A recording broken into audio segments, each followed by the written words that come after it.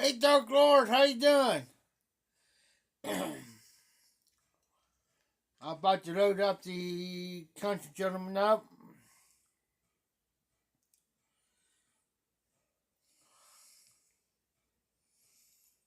This my mastermind mixer. Hey, country, I'm about ready to load up the country gentleman up.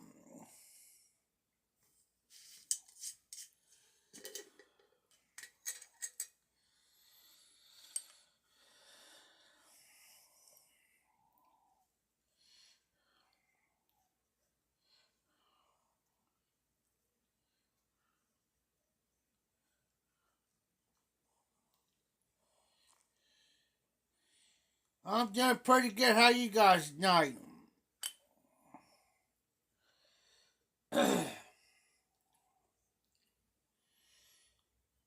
What's guys drinking and what's guys smoking?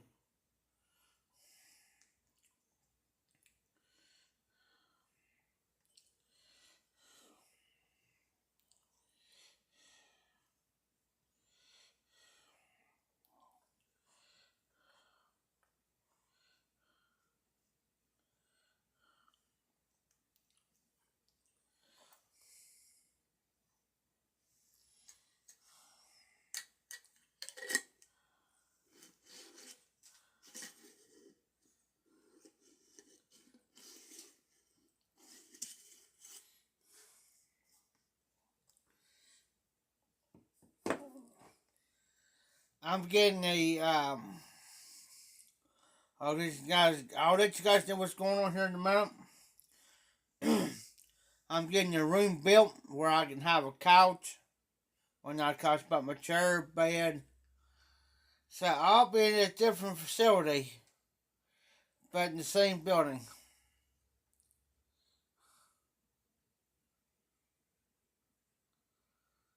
Oh, cool. I never had beef stew and cornbread for I don't know how long.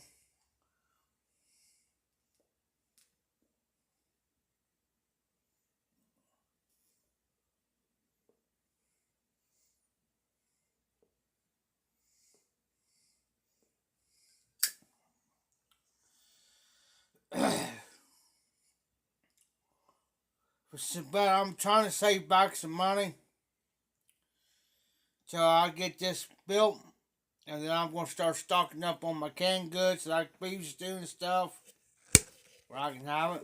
Of course, I'm drinking my usual.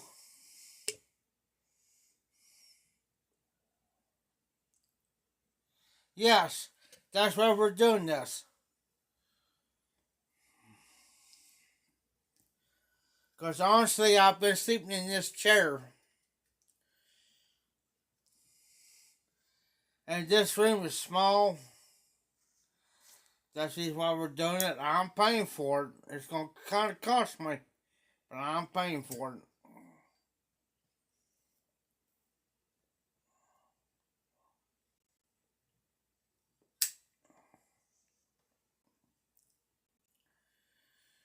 So I'll be back there. I'll redecorate it. I'll probably paint the walls white.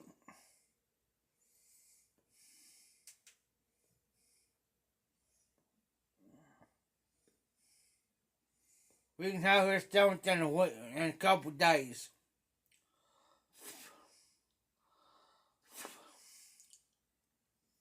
Hey John, how you doing?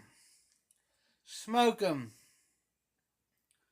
the country gentleman with some match -65. I've been kind of busy.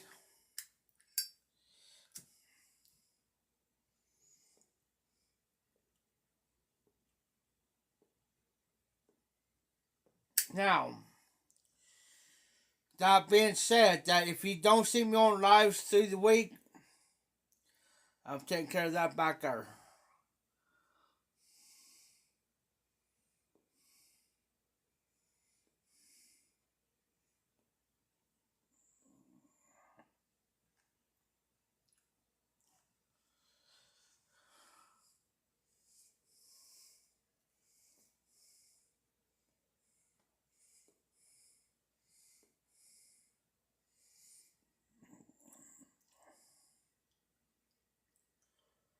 I ain't gonna try to make this live too long tonight.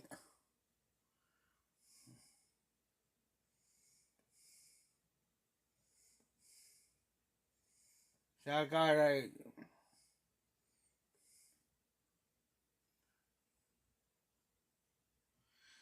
uh it's nifty right now. Hunter.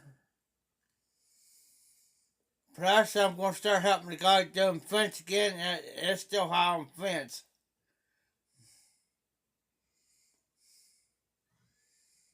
Just the final fencing, the final fence, depending on how the width is, but a normal cost is $7,000 for the normal cost.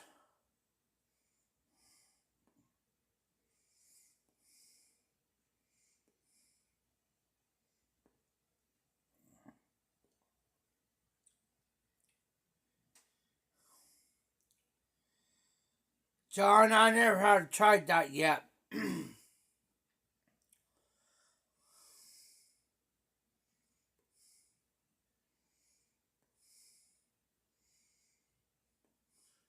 And that's not including the cost of labor either, country. That's not the cost of labor. Because he's got a crew. Me and him started the fencing business.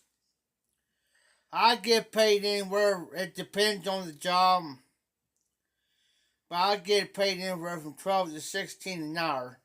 Cash underneath the table. The longer we work, the better I get paid.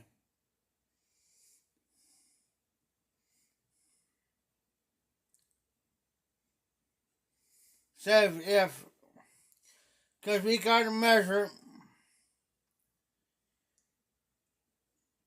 lengthways, length, width, length. Now, if you do the regular wood panels, it's going to be a little bit cheaper. But we measure length, width, length. And then we divide that how many posts that we got to do. All the way around. And then we go by how long it's going to take us.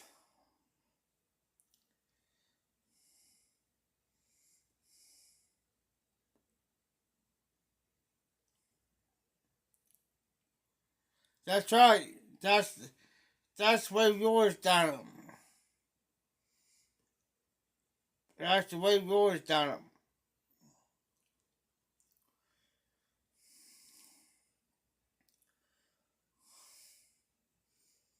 I'm about ready to have a here soon.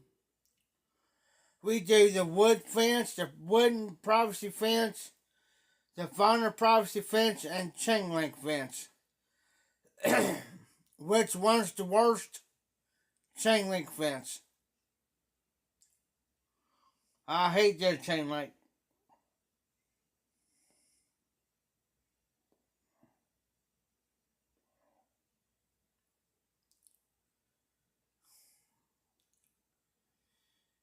Good Lord, inch and a half deep. I can't tell you what this one is. I might have a bowl that's an inch and a half deep. Maybe. I have to think. Oh. First pipe of the day. And what's on TV? Trailer Park Boys.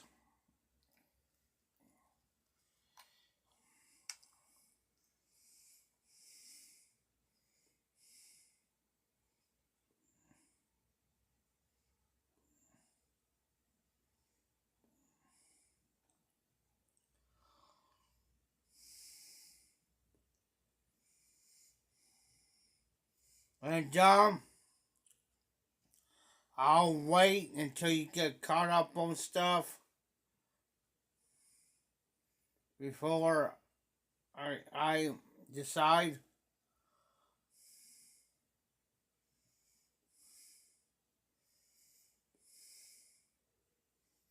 Exactly, country. The cedar fencing is high. And that price of the cedars that we get and the post, that's included in the price with the labor. It may cost them, say, like $4,500, $4,500.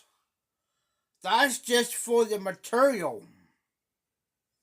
That's just for the material. That's it. That including his time, my time, the crew's time. And he says, well, I make the final decisions. And I said, now wait a minute. Me and you in this together, right? He says, yeah. Don't you think you need to come to me and talk about it before you make our decision? Because I'm going to tell you what's going to happen. You're going to catch me walk off the job. Hey, Todd. One day he didn't believe me that I would do it. Guess what? I walked off the job. Then he comes to me and makes me look like the bad guy. I said, don't pull that dumb shit. Not to me, you won't. He said, well, you kind of embarrassed me back there. And well, I said, what did I tell you? What did I tell you? I warned you. Don't embarrass me. Don't throw me underneath the bus. He learned. He learned. And I said, I'm going to tell you, I'll be the only guy you're going to depend on when you need help. You're going to be calling for me to come note it and me to come help you. Guess what? He gets hold of me. Because he knows.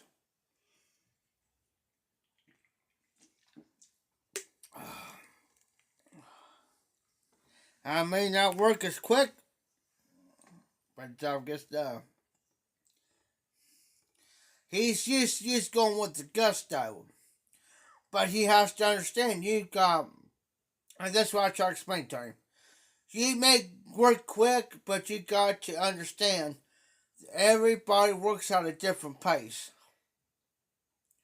I understand that. But the job will get done. You're not on no contract with the company stating, okay, you got 3 days to do this for like 10 grams. Okay, after the third day, if it's not done by the third day or fourth day, say like the fifth day, you're going to start losing money. There's no contract. Because you got to go by the weather. We can have the poles and stuff set, but after the pole stuff set, say like the fourth day, if friggin' was pouring down rain, we ain't gonna got them working up pouring down our rain. You crazy.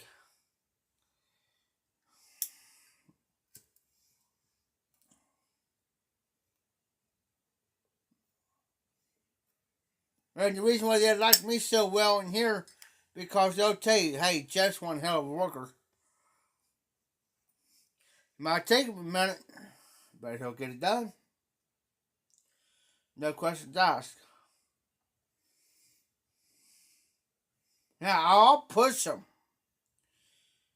I can have this done as I'll start on tomorrow morning, or when I get up, I'll start after I get motivated and get a beer in me. I'll get started on that back there.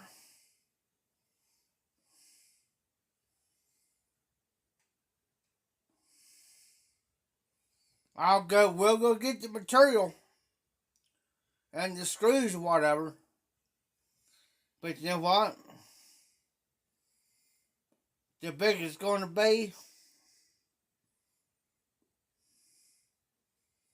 we can have it up in a couple hours. If I push it.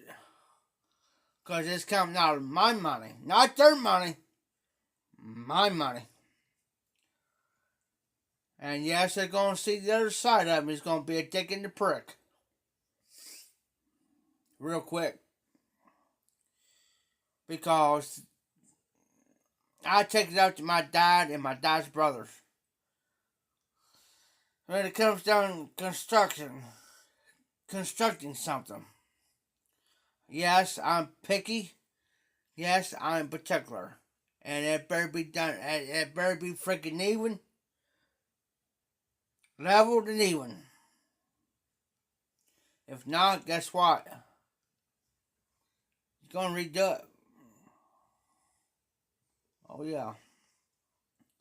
It's just, it ain't going to be slapped together like wham, bam, thank you, ma'am type deal. It ain't going to happen.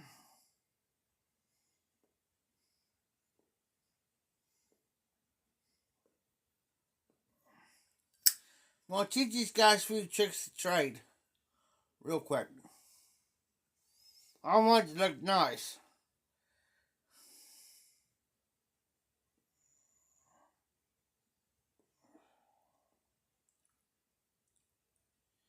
Yes, sir, country.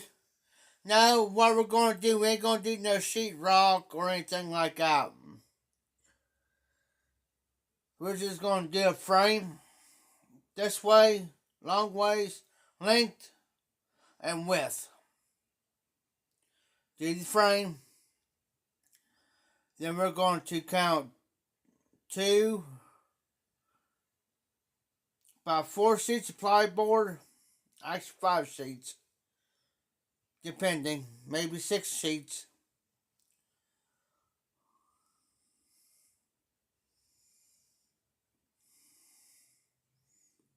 I'll worry about the installation stuff later. Because it's getting summertime. So I'll say around by September, so I'm going to have installation done.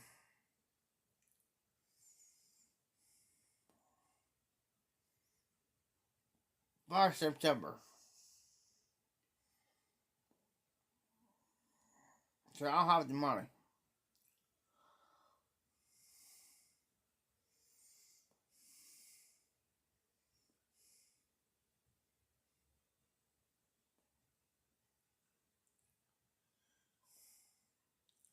Yes, country. Just like right now in here, there's things in here like these walls the way they are. It's driving me nuts. Driving me up the wall, dude. I'm telling you. There's shelves in here, you guys. Well, you see them. Well, let me get my finger over here. Right there. Actually, wait a minute. Well, where I'm pointing, there's shelves. There's one there. And one below it. And one over here. They're going to go back over to me.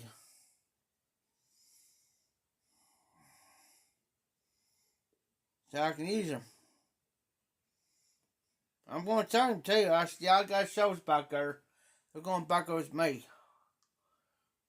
You don't care.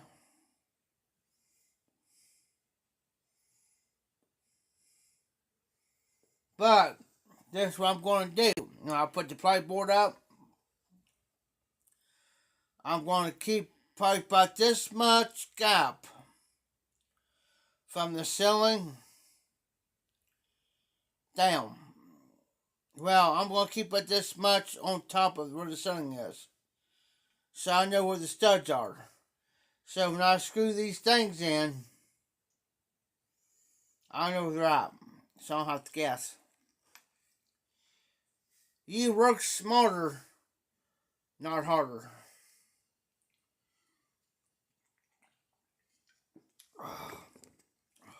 There's a lot of things you guys don't know about that I can do. I just kind of keep kind of quiet.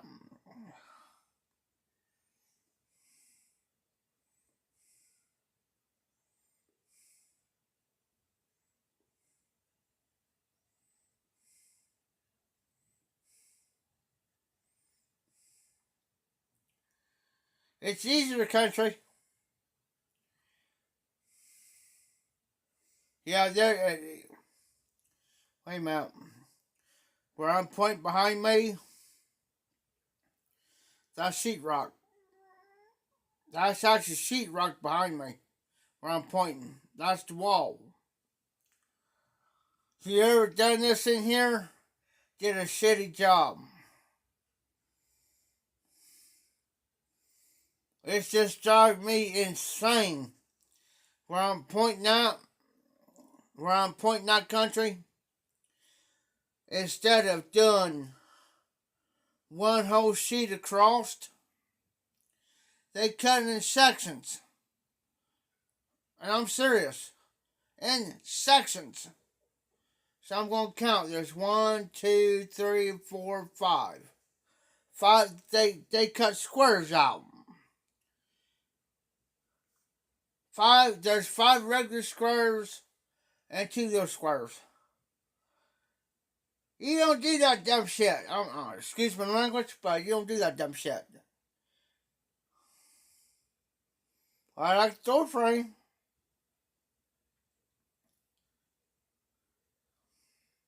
It's like that all the way around. You ever done this room? If my uncle's so good, if he did like a 12 by foot, like a 2-car garage, now I've seen him do this. He'll measure after he squares off the foundation part, right, and gets it ready for the cement. He'll measure. Call the cement company and tell them how much exactly cement that he needs. When they deliver that cement, I'll sit there and watch them do it. Pour concrete slab for his garage. When they got done, there was less than a scoop shovel full of cement. That's it. Now, if he would come here and see this, feel still a life blessing. If my Uncle Dick, Uncle Richard, would come here and see this,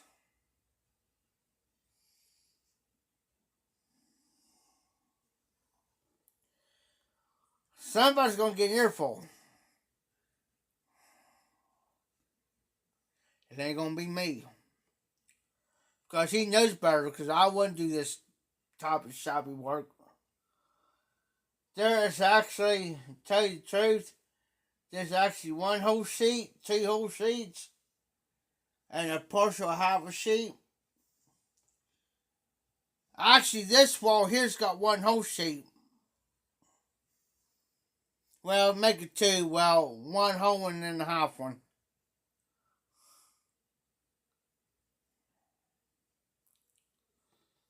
Yeah, what I'm planning on doing is, after they get done, I'm still gonna be in here because I gotta pack everything up. Is I'm gonna go get a coat of paint.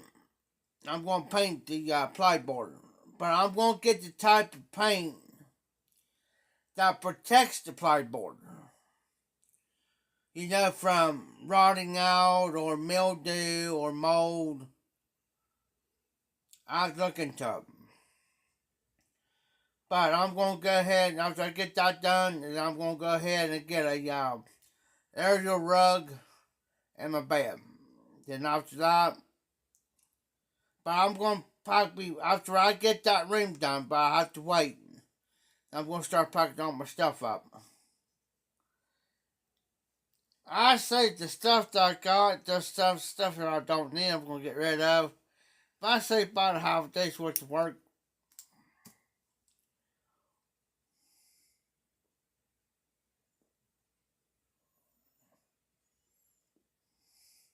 So we can get this room done, say like tomorrow's Monday. Say we do it tomorrow. Get the room done tomorrow, a couple hours. I come back here and get what I start moving. Won't take long. It might take me half the night, but that's where I like to work when there ain't nobody here and me move my stuff back there. That's where I like to work. Because I don't want nobody to know what I got. It ain't no secret, but I mean, I'm going to have a regular door with the lock.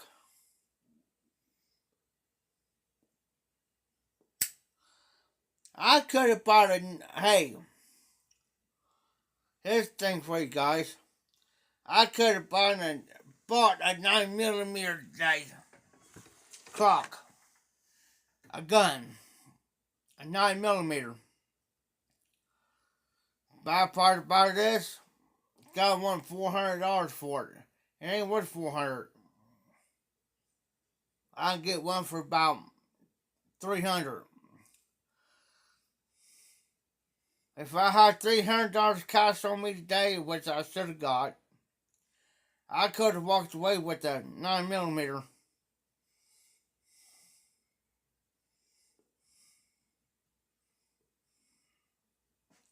For real. Or 22. For real.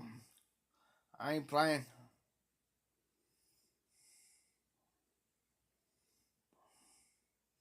I'll go back there and say, hey, I'll get the money tomorrow. And I say, hey, Scott, let's go over because I'm about ready to buy this gun for about $300.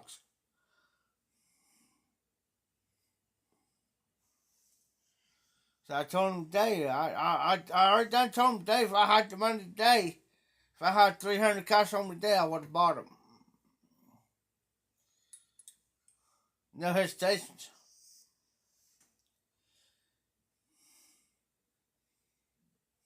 Yes, sir, country.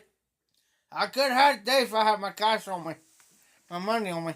Well, I mean, I got it.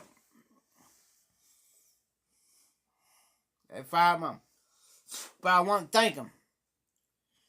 I didn't know he was going to go to this yard sale. But legally, if you sell a gun out of yard sale, that there's kind of niffy. You know what I'm saying? Oh, I'll use for protection around here. Tim already knows I'm buried by a gun. But I'm waiting out the June 1st. I know the lady right now has got a 38. Showed me yesterday, nice gun, a 38. I don't know if it's the 38 regular or the 38 special. Forgot to ask her. But I'll buy it.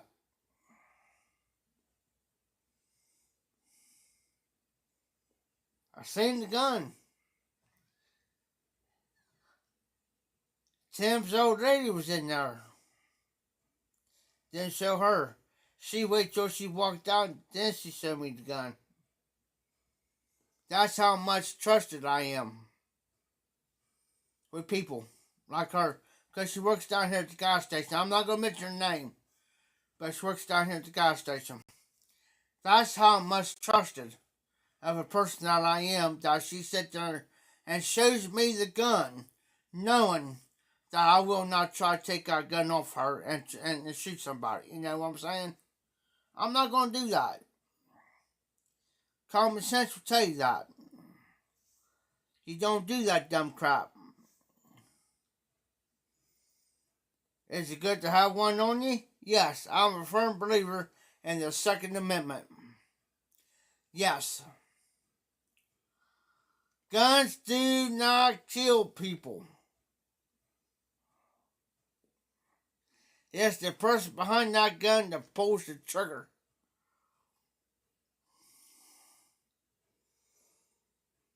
Or they shoot somebody, it's a race thing. And I'll tell you, you're full of shit.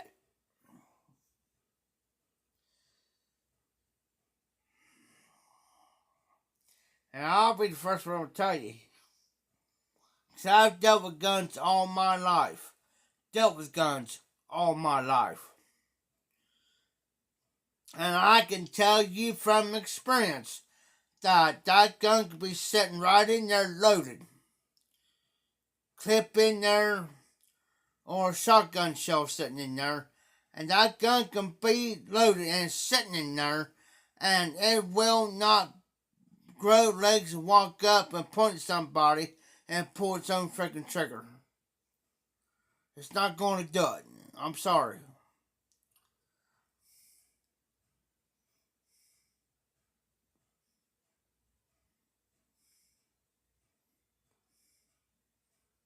True country, and here's the thing.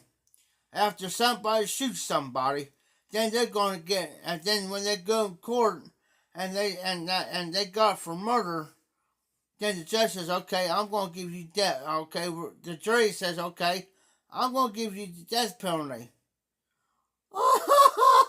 Sit there and cry about it.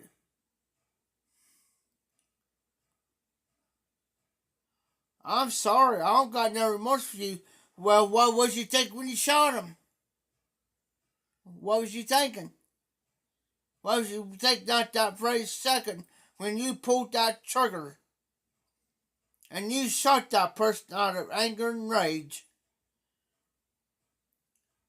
What was you thinking? You thought you was going to get away with it, just walk away free.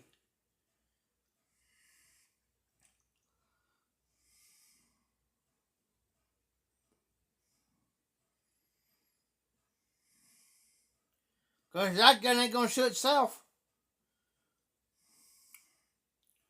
Now, if you accidentally drop the gun, say like you accidentally drop the gun on the hard floor and it accidentally goes off, that's accidental. That can happen with any gun. I don't care if it was a 38, 38, a 9.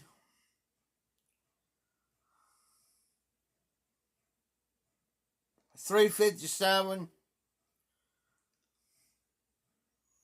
revolver,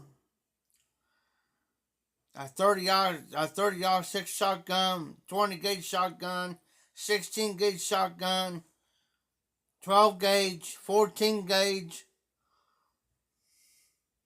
Common sense will tell you to make sure that gun's unloaded. If it happens to accidentally drop on the freaking floor, make sure it's unloaded. Make sure the clip's out. Make sure there's nothing in the chamber. Make sure the shotgun don't got nothing in the chamber. Common sense will tell you that.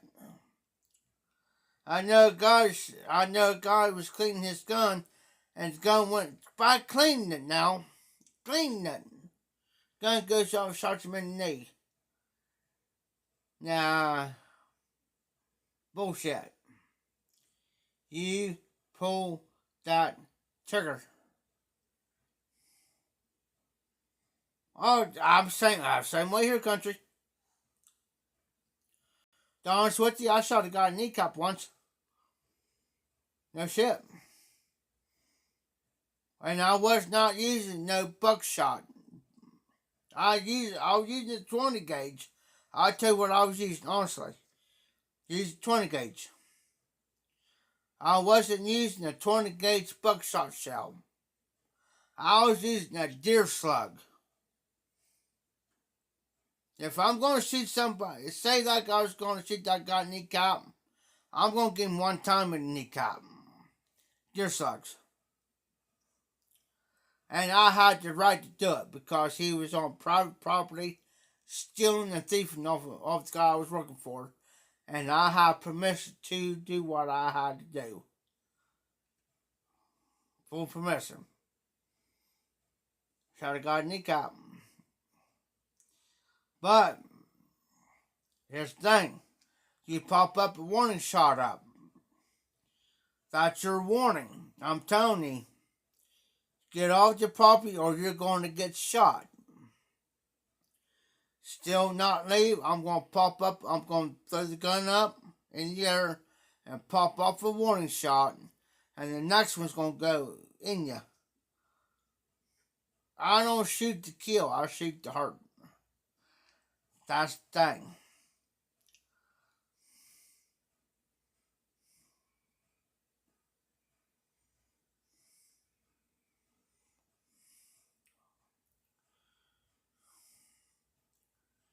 Yes. Exactly. Exactly, country. That gun, if I had that 9mm in here right now, I'll always make sure that there is nothing, that there's no bullet, 9mm bullet in the chain. I'll take the clip out. Make sure there's nothing in the chamber. But I'll have it in the case lock box. But I'll have that clip close by. I'll have the gun locked up, or I'll have that clip. Like, I'll show you where I'm going to point. Like, right there. Well, you can't see it from here. I do apologize. Let me see. Right there. Because if I can unlock, grab the gun, grab that clip, shove it in there.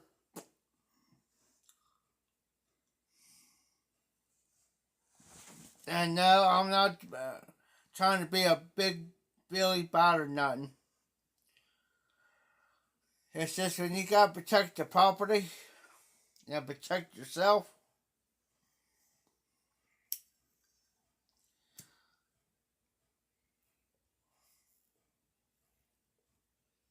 And I don't care how many of these I've drunk. I still got common sense up here when to pull that trigger. When to pull them. I'll give you a warning. Break in, step 1 foot in here, and I'll give you a warning. Pop up a warning shot on you. After that, you might see Jesus. It may not. And the reason why you pop up a warning shot up, because they're going to think you're bluffing. They're going to think, I ain't going to pull that trigger. So pop up a warning shot up. Put that gun up in the air. Pull that trigger one time. That's going to get their attention, okay? Well, but you tell them. The next one's going to go in you. Maybe. Maybe not. Where at? Who knows? Tell them ahead of time. That's where you're covered. But also, while you're doing it, record it. I don't care if you've got a cell phone, a GoPro, whatever. Record it. Record it, because if you say like you see him in the kneecap or see him in the shoulder or something, make sure you're recording all that, because that's where you can't come back on you and you can show the video of actually what happens. And you say, okay, I'm going to pop up a warning shot. Make sure you see that on video, so they don't think you're acting crazy and stuff.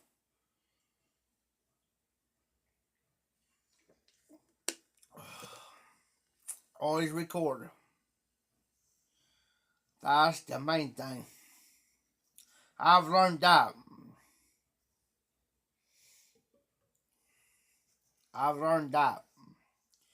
taken with somebody that used to be a security guard, and also in cahoots with the police department. See, that's what the police department won't tell you out there. When you, in an instant like that, if they break in, start recording, video recording from your phone. That's why when you showed the video to the police department, they got the evidence. When you go to court, there's the evidence right there. And they'll ask you if it's okay for you to, can we get a copy of it? You say, yes, you can have a copy of it, but I want to be there when you get a copy of it. Be present. Even if you got to have a lawyer.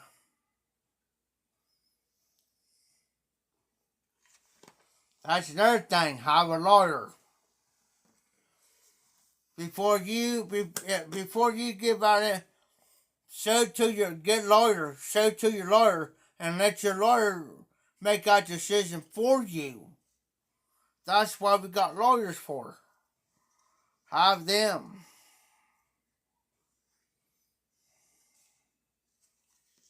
Yes, sir. They don't tell you half this shit like that. And you might think, Jeff, man, you're nuts and crazy. Well, I learned from a friend.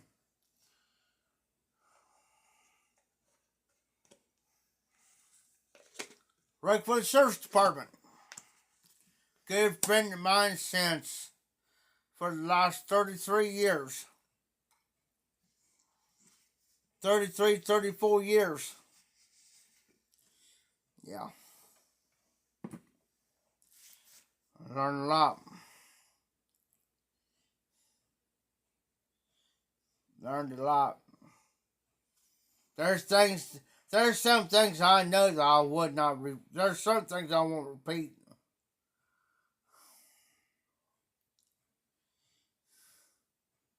Exactly, country. In my pro-gun for life, do I believe in having a gun to protect yourself, to protect your family and loved ones? Do I believe in the Second Amendment? Hell yes, I do. Hell yes, I do, and I'll say it to anybody. I don't care who it is.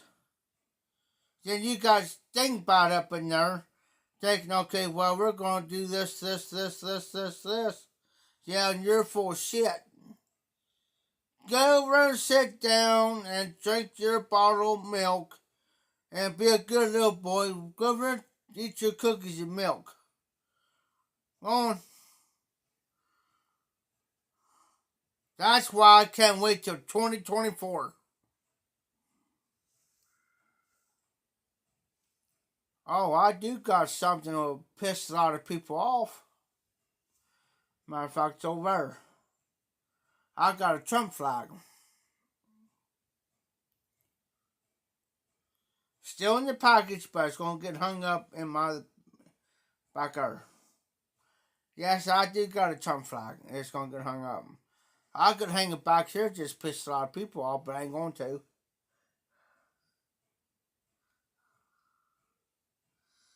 Because a lot of people don't like Trump.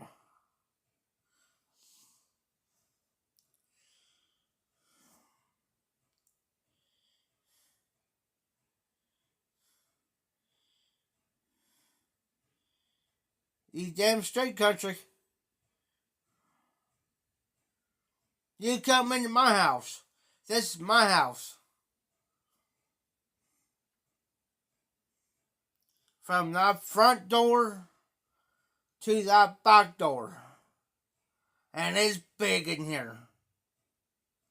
And I mean big. And clean watch here, because right here's, to be honest with you, I'm going to point. Here's my room. Okay, wait a minute. That way, on the other side of this wall is the bathrooms. There's the men's bathroom. Okay, let me point this way. Okay, where I'm pointing on the other side of this wall is the kitchen. Like the stove, microwave, sink. You know what I mean? And then on the other side of that wall of the kitchen, there's two refrigerators. And there's a door that goes out to the side. There's the one I gotta have to kind of watch. Not too people, not too many people knows that that door opens up from the inside or out. There's only like 3 of us knows. I take that back. There's 4 people that knows, but I know the other. I know Tim knows, the 2 other people knows, but I know the other 2 people won't break in here. They won't do it.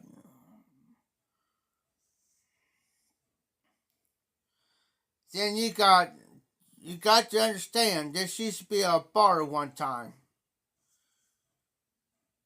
On the other side, well, around point there's my door's opened up, but there's a wall. The bar, the original bars there where they used, drinks and stuff. Big floor in there. It takes me, if I walk from here to that front door,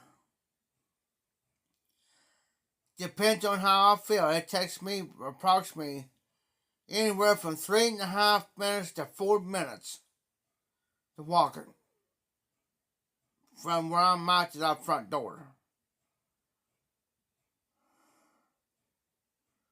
From me to walk to the garage door that's out back, it takes me about approximately 6 minutes. 5 minutes. It really don't take that long.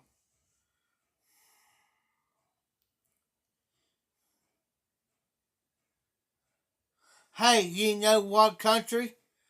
I'm serious thinking about putting a flagpole on my mower and putting that flag on there and just got there and mow the grass. Waving that flag. Loud and proud. Just be a smart ass. I was already a smart ass today anyways, but that's beside the point. Ask me a stupid question, stupid and dumb question, so you're going to get a stupid and dumb answer.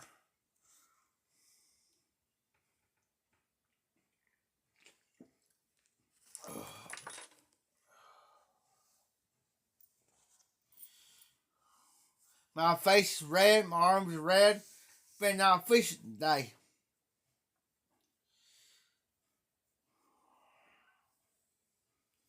Oh, the country, I'll do that in a heartbeat.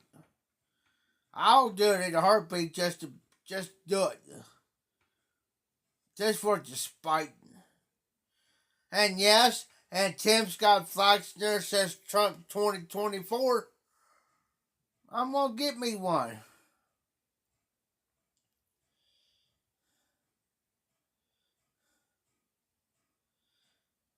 And I'm not going to hang it on the outside of my wall. I'm going to hang it on the inside of my wall.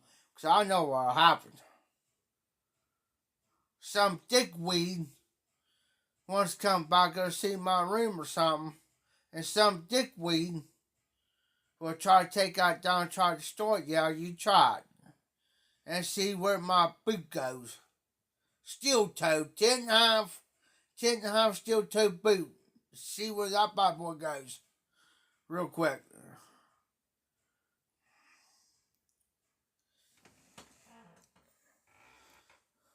Yes, hey, sunfish, man. I caught two sunfish. They're like 3 pounders, man. Big fat sunfish. I've never seen this big. I've always caught the itty bitty sunfish. I've caught bluegill, crappie. Buddy of mine, I went fishing with. Well, it's his boy. Buddy of mine, it's his boy's pond.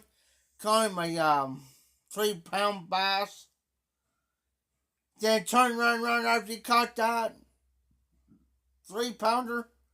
His grandson, I think he's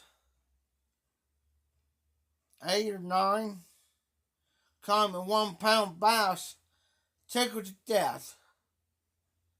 I was more tickled to sit there and watch that boy his grandson catch that bass than me sitting there catching fish. I caught about 8 today, but still, that there made my day. And then his granddaughter, bless her little heart, she's my little fishing buddy. And she's always been my little fishing buddy. She came over to me today, she says, Jeff. Looked at her and I said, yeah, Emma. I said, what do you need? What do you want?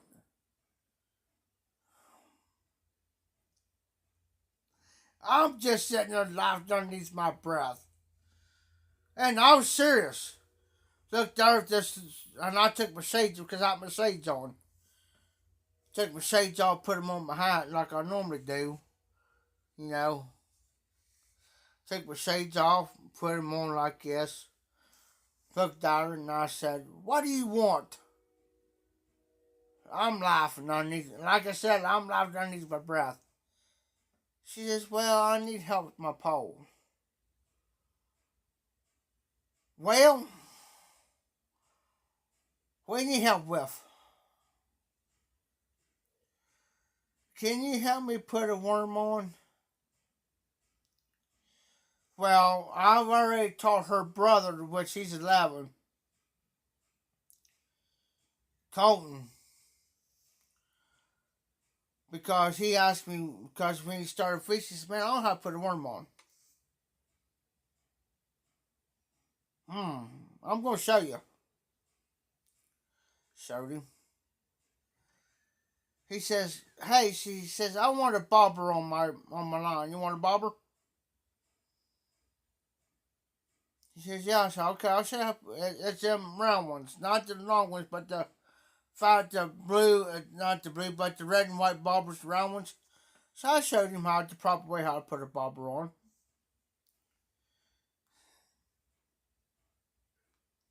I gotta give this boy credit before I talk about her. I gotta give this boy credit. He tries. He tries and they'll come around me. She comes over and I said, so today I said, you know how to put a bobber on right? He says, yeah. Sure. Yeah. Okay, let me see you do it. So he did. And that's why I'm damn.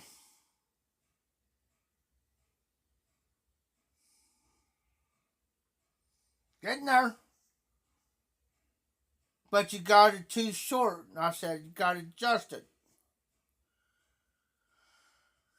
Looked at me all kind of funny because he had it down close towards his hook. I showed him, I said, no, he's better take it off. Said, no, don't take it off. Watch what I do. So I showed him. I said, you can take it, just pull.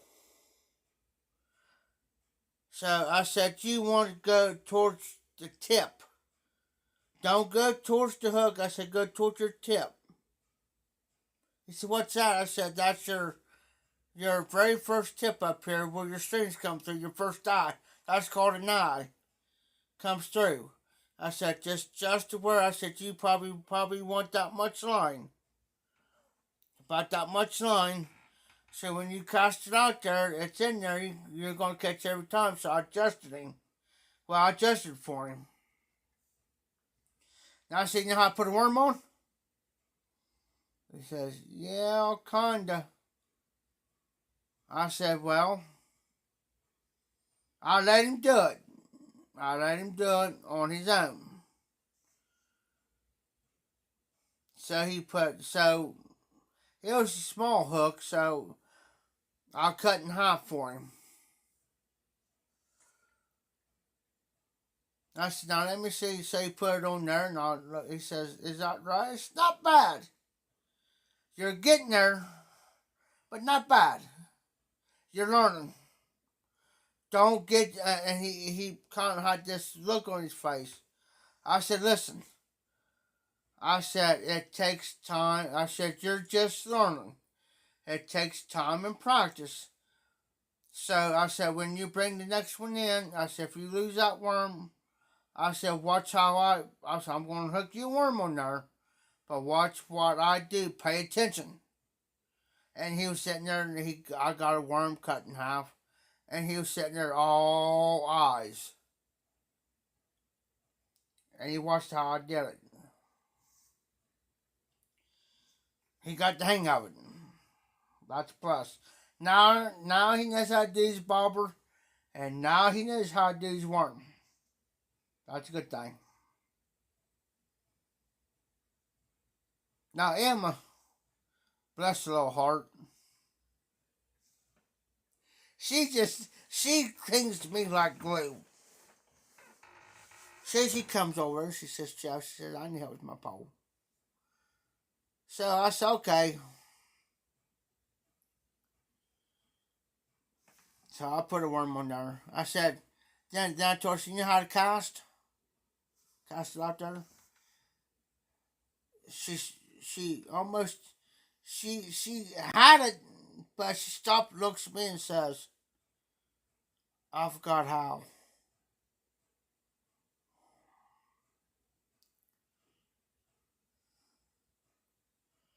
That made me feel about this tall. I said, come here. I said, come here, baby girl. I said, come here. I'll show you. Come here. So I said, watch what I do. So I pushed the little thing in. Cause out there. I said, watch your bobber. Because soon as your line hits, you better not put your pole down because they're going to hit it. They're hitting it.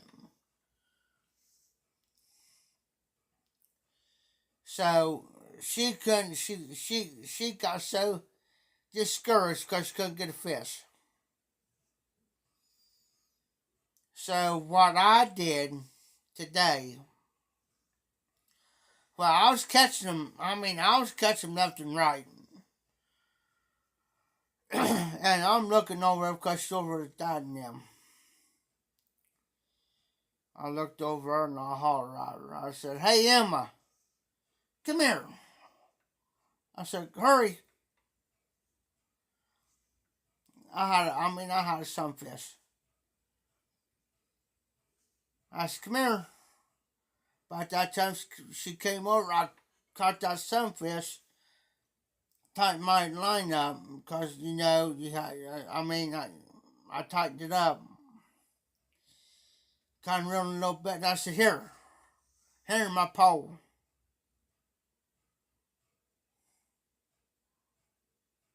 She says, what? I said, really, man?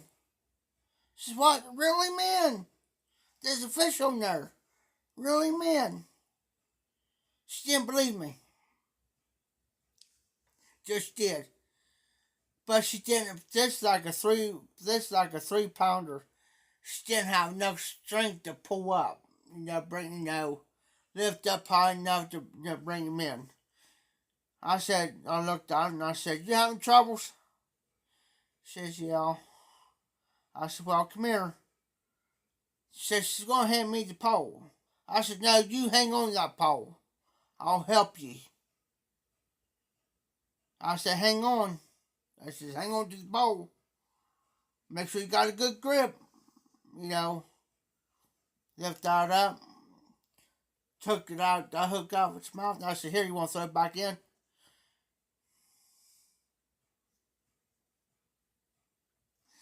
Bless her heart, she grabbed hold of that fish. And good thing I had a hold of it. She says, oh no. She says, you throw it back in. So I threw it back in. I said, what do you want me to throw it back in for? It bit me. She said, what? I said, that fish ain't going to bite you.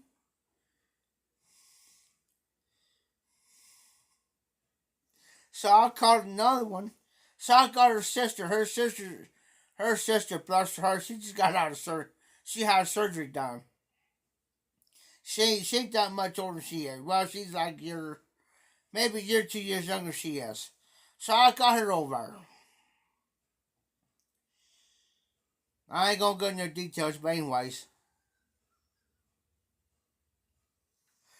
I reeled this and took it off the hook out, and I looked at her and I said, "Hey, you want to throw this one back in?" She said, "Yeah, I'll throw that one in." She grabbed that thing like a pro, didn't hesitate, and threw it back in.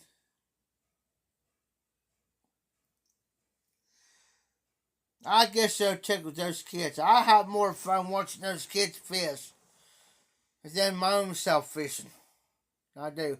But I was at the Pay Lake last night, by the way.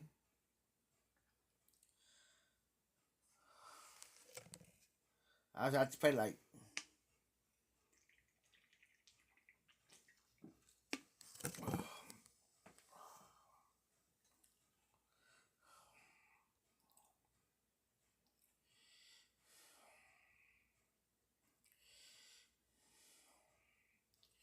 So now we know there's sunfish, bluegill, crappie, and bass in there. Now the next thing I'm going to find out, I'm going to have to get me a catfish pole. And see if there's any catfish in there. That's the next thing. Gonna cost me about $125, but hell, I'll find out.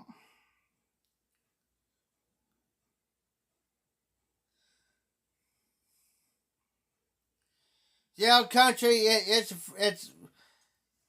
a friend of mine's son's kids. But no, but basically, country. I'm just teaching them what my dad taught me. Just got to have time and patience with them. And bless his name's Scott, friend of mine's grandkids, and it blesses him. It just tickles him because here I am, instead of me fishing. Here I'm taking my time out of my fishing time and teaching these kids. Patience. You got to have patience to teach them. Don't get frustrated. I mean, I got a little frustrated, but I said, "Now look, now you got to need to listen. If you do what I'm telling you, you'll learn how to fish." Listen, teach them kids now what I'm teaching them. They're going to remember for a lifetime. They're going to remember for a lifetime. They're going to say, "Hey," later in life, when they're all feasted or something, they're going to say, "Hey, this is what Jeff taught me. This is what Papa Prince Jeff taught me how to do." Because what I'm teaching them, they can pass it on down to their kids, their friends' kids when they're older.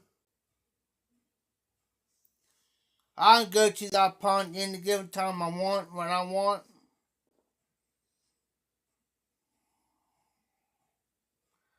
Scott told me today, he says, I got my pole in there, zip code 404. That sucker's already caught about 18, 20 fish. That pole's done pay for itself already. I didn't even taught my own son when he was, oh Lord,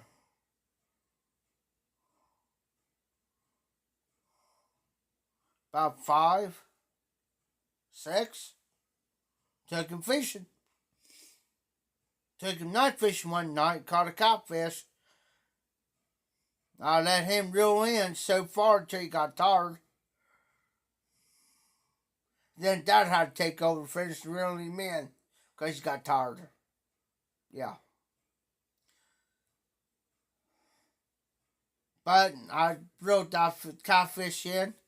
took the hook out, and I said, "Listen." He looked up at me. He says, "What?" I said, "Listen. He's growling at you. You know how I cough around, you know." I said, "Listen at him. He's growling at you. Sit there, stand there. For being a 6-year-old, sit there and just laugh about it." I said, "It ain't funny." I said, "You little rip." I said, "Better go on. I'm telling you." Sit there and just laugh. I'll grab hold of that catfish and he'll sit there growling, still growling. Throw him back in.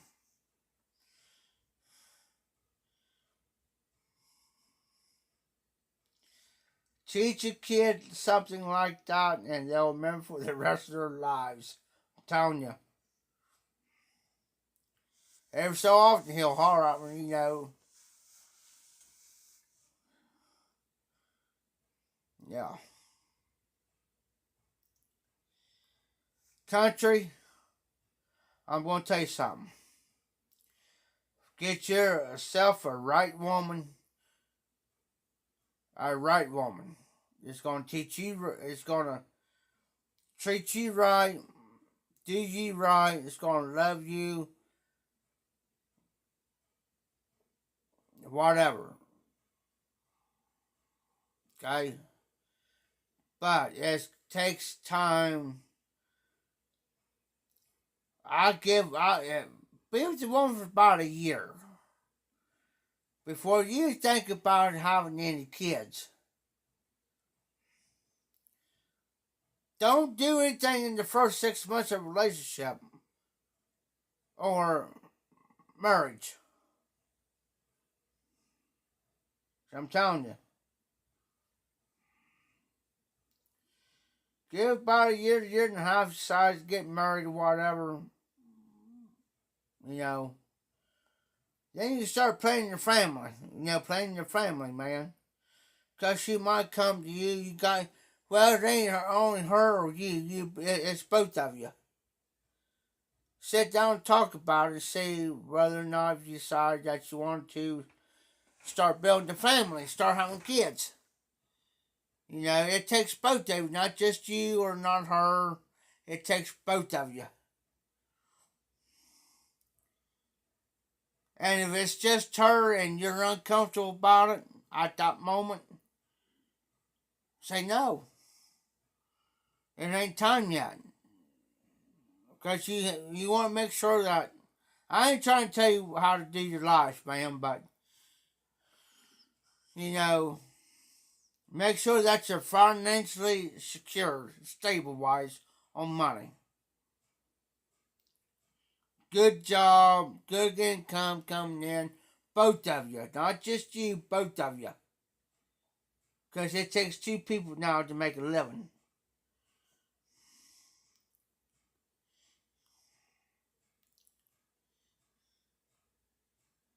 Yeah, it is. Yeah, it is, country. They're hard to find, brother.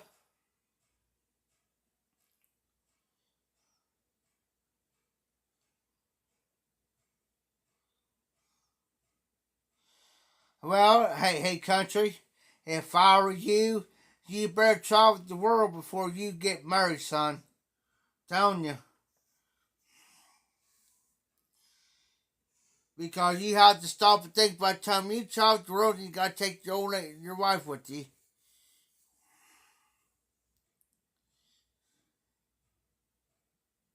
Anytime, country. I mean, it takes 2 people nowadays.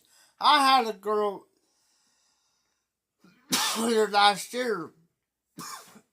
Excuse me. I knew this chick for years.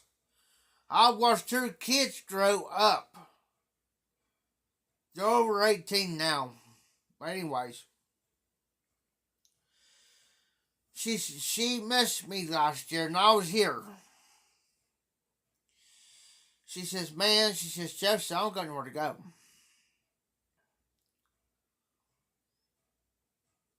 I said, "Okay." First thing I asked, I said, "You still in the drug stuff or you quit?" She said, "Well, I quit." I said, okay. I said, the only way you're going to be with me is be here with me. You got to be with me. She said, what do you mean, boyfriend, girlfriend type deal? Well, when she started finding out I was getting this money coming in, she already had these plans. Oh, we're going to get a house. I'm going to have you get a house, buy a house, and all this shit, right? I looked at her and I said, what'd you say? I ain't going to play that game. No. Well, then I found out she was still in the drugs, so I talked to her kids. Out. She said, what do you mean out? Get your stuff and get out. She says, what do you mean? I said, I found out for number one, you lied to me. Number two, I found out you're still in the drugs. Number three, you was stupid enough to sit there and tell me you was on meth and stuff. You used to eat meth and you still carried the bottle around on you. I found it, by the way. I said, get your stuff and get out. F you and all this. I don't know what you did. I didn't do nothing. I'm going to put you in jail and this, that, and the other. You ain't going to do nothing. Go on. That's where you got to be careful. If you know somebody well enough, you know better that you're lying. But I give her the benefit of the doubt.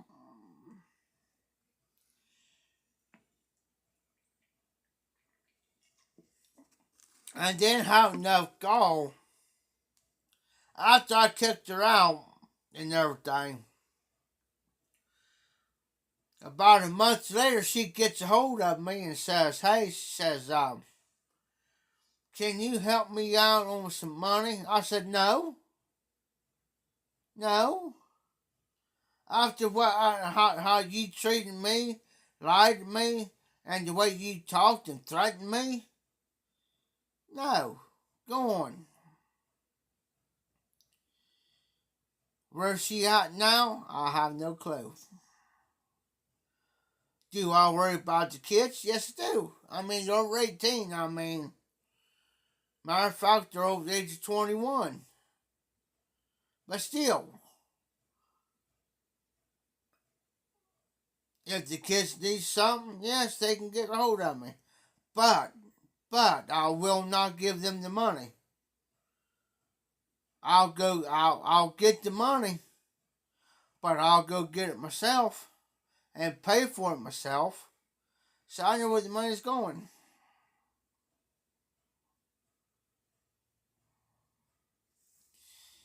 But country, you will, Hunter, if you quit looking, and quit trying so doggone hard,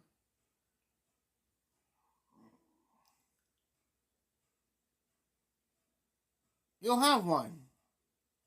I'm talking to two women right now. The one's older than the other one. So the oldest one, I'm more talking to her. She talked to me. She told me some few personal stuff here yesterday. She told me. But she wouldn't tell anybody else.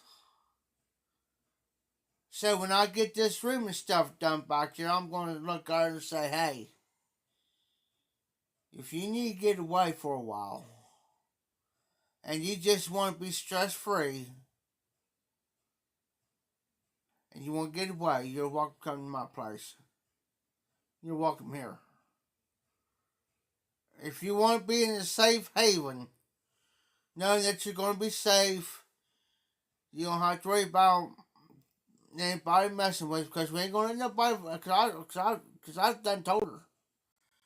Where we're at, you don't got nothing to worry about. You don't have to worry about nobody phone with you, mess with you, threaten you, whatever. Come here, we'll make sure you're taken care of. I said, I'll put a bug in the guy. I said, I'll put a bug in Tim's ear. And Tim already knows about her. He's been wanting me to get with her. So she's about ready to leave her husband. She's losing all of her friends because they think she's nuts. And she's not. After watching a few things, I ain't gonna go what else she told me. But I'm gonna go down there tomorrow. I'm gonna tell her. I said, hey, I said, I'm redoing a room. I ain't telling her I'm building it. But I said, I'm redoing the room. And you're more welcome to come up,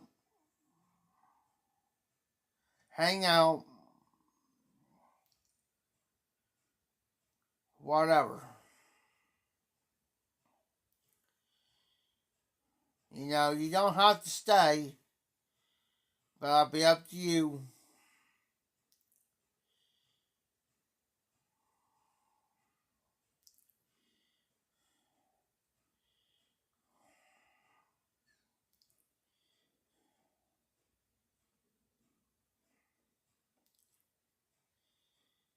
And when a good woman ain't hard to find, it's just sit back and watch.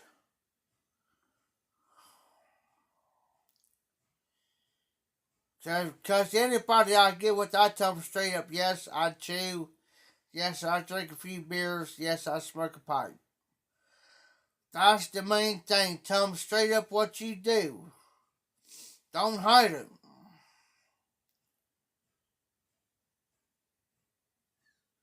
Oh, she is, John. She is, after what she told me. That's why I said I'm not saying anything else. What she showed me yesterday, John, what she carries on her, oh yeah. Oh yeah.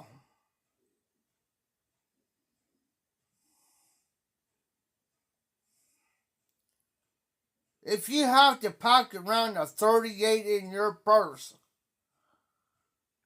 a 38 for a reason.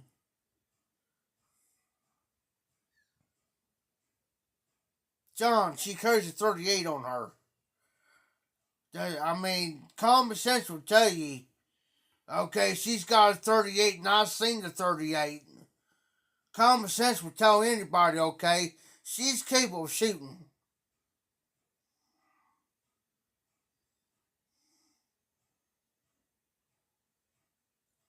It's coming this close.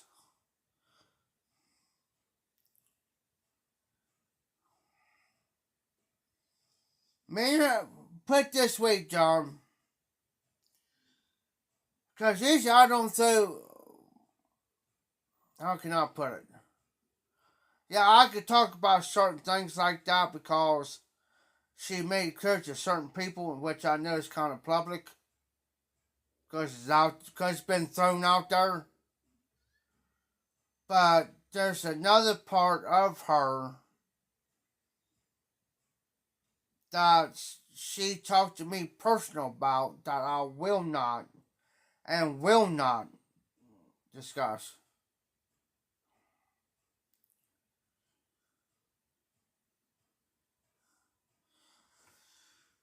Well, John, the only thing I'm going to say is this. What I told her, hey, Phil, but know what I told her?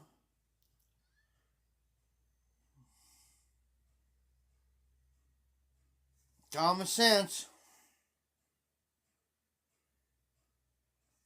It's taking the heart. So I'm going to leave it at that. She knows I does it. She knows I do this. But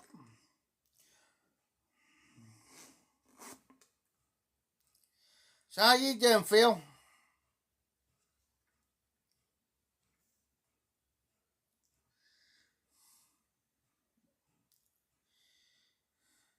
Hey Phil, I was out at the yard sale today. Seen a 9mm. Look, I'm sitting right there. It was in the holster. I took that bad boy out and looking at it.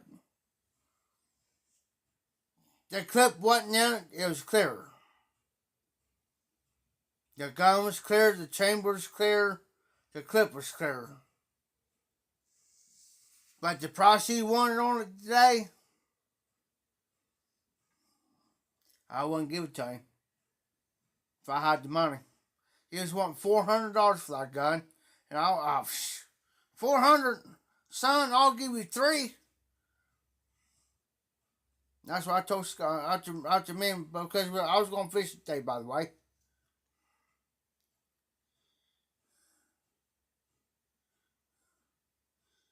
Ah,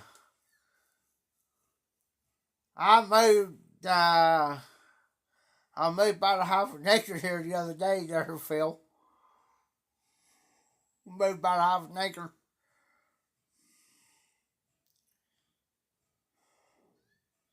Well, it's part of Tim's property line over here now. Where I'm pointing this way, I moved half Tim's yard. Well, it connects to his neighbors over here, but I didn't have to mow that much, but still, I mowed half of it because we get rats and mice and everything else. And that grass is so thick, man, it looks like a doggone hayfield. But that 20 horsepower mower went through it like it wasn't nothing. So that was a good thing.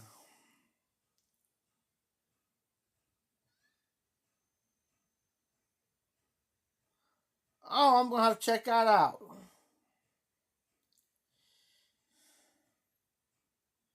But no, the reason why I moved towards that guy's house, I probably moved about half of his. Not quite half, probably about maybe 3/4. Because it goes way back. Way back that way. But I didn't go all the way back.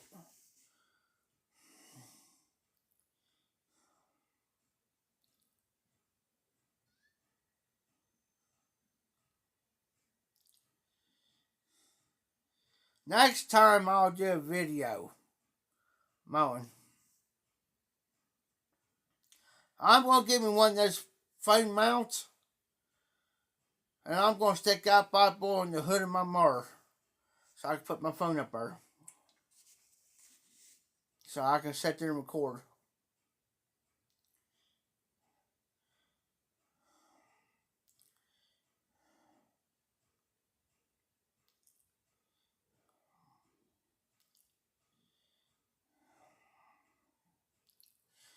Ready to go start some another one here in a minute. If I feel like getting up. Long day. Went fishing last night. I didn't get home until about 1 o'clock this morning.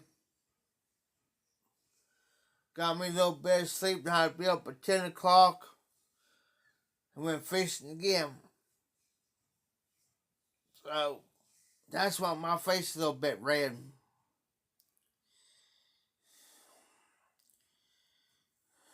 I've been out in the daggone sun all day. 83 degrees outside today. Yes, sir. There is Martin. Hey, Martin. Yeah. Martin went 12-hour fishing last night at Pay Lake. I didn't get home till about 1 o'clock this morning. Got a little bit of sleep. Got to be up at 10 o'clock this morning. Go fishing again.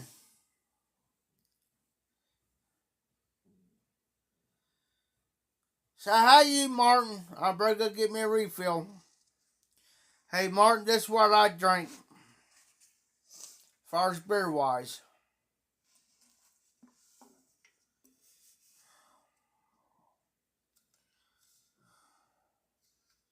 And yes, I do got some Fireball in there. And Martin, if you never had Fireball, try it.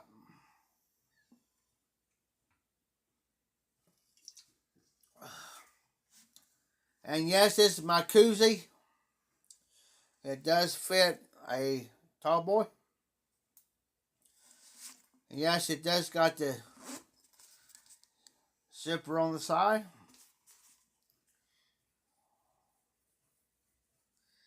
And yes, Martin, I was on your live here the other night, by the way. I was watching you.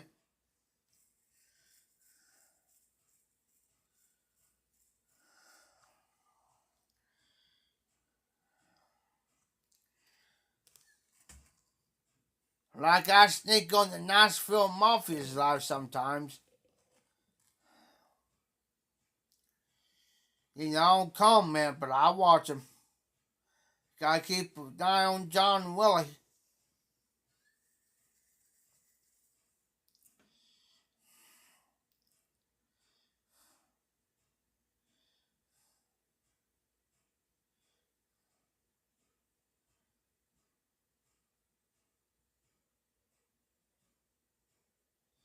Martin, I enjoyed it. Is there anything I haven't missed on your live? Because Friday night, everybody around here left around about 8 o'clock. My time. Hey, John, tell Miss All brought up hi. Sorry I'm out of Jack Daniels. I'm out of Crown Royal. I'm out. Except for the Fireball.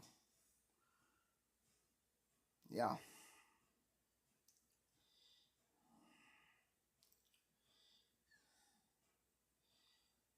I tell you what Fireball tastes like, Martin. If you ever had any cinema candy, like the hardtack cinema candy, there you go. There's your Fireball.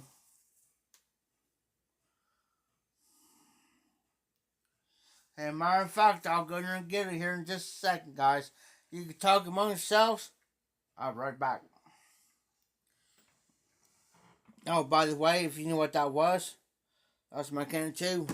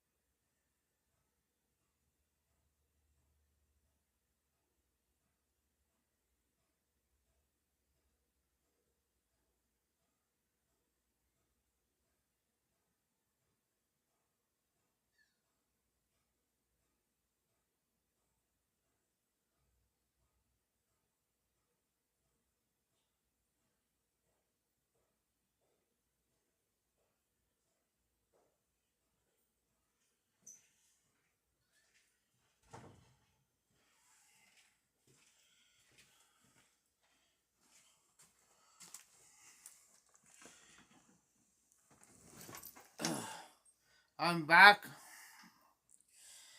Hey, Martin.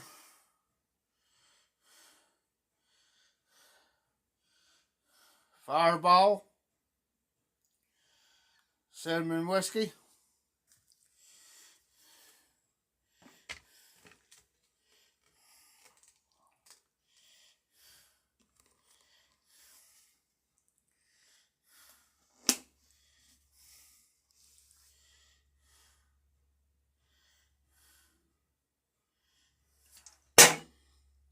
I got a trash can where I keep, well, it's a trash can, but I keep my empty cans in. Refill.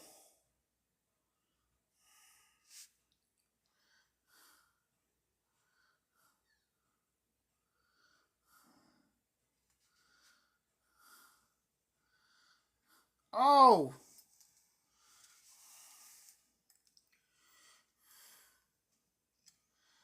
Oh! Martin went there.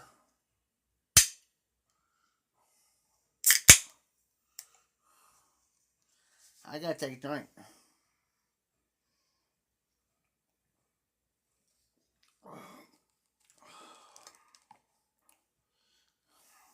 Ah!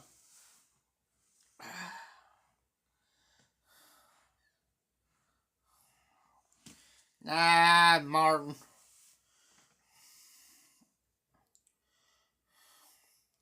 Hey, talk about hot stuff. They come out now. I just got a Wendy's earlier. It's called Ghost Pepper Ranch. Ranch dressing. It's got ghost peppers in it. I ain't kidding. I haven't thrown it away yet, but there it is. I'll show you. Ghost Pepper Ranch, guys. I'm just too lazy right now to throw my trash away yet, but I'll throw it away before I go to bed.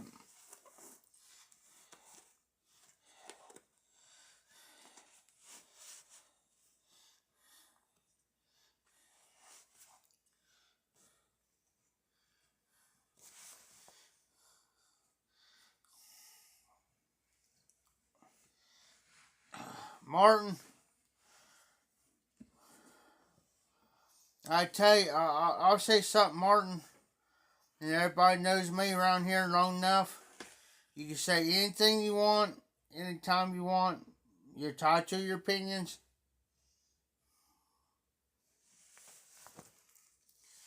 I'm not going to chastise you. I take my boots off.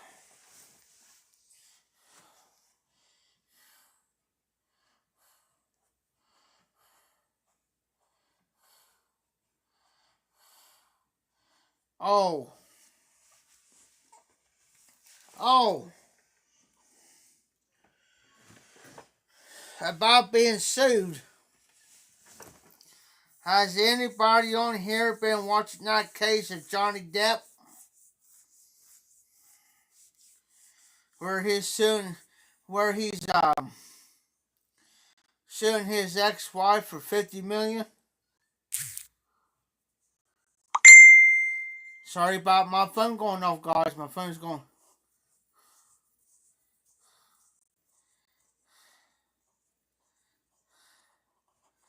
Somebody just messaged me and I don't know who the heck it is.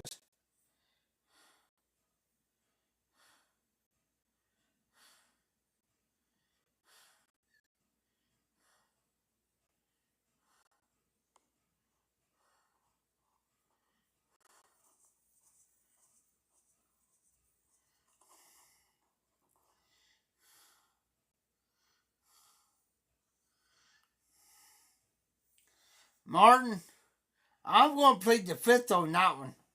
I ain't going to say nothing, Martin. I'm telling you. I'm going to plead the fifth. Because if I have to say something, I know I'll get a strike.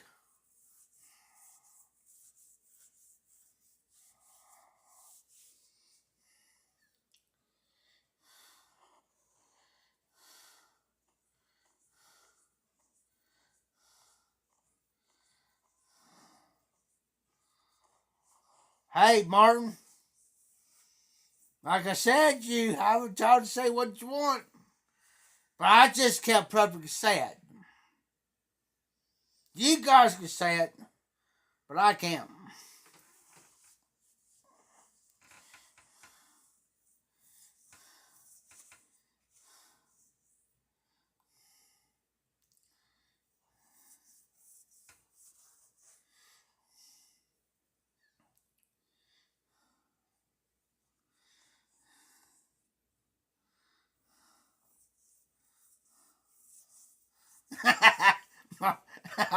oh, oh, Martin went there. Oh, Martin just went there. Hey, Martin, I don't know if you've seen this show, but I recommend this for anybody 21 and over. 21 and over.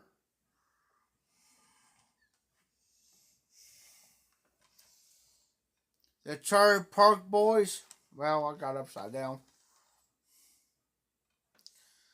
The Trailer Park Boys. I just would not recommend to watch with the youngins because of the vulgar. Vulgar. There's nothing bad, it's just the vulgar. That's it.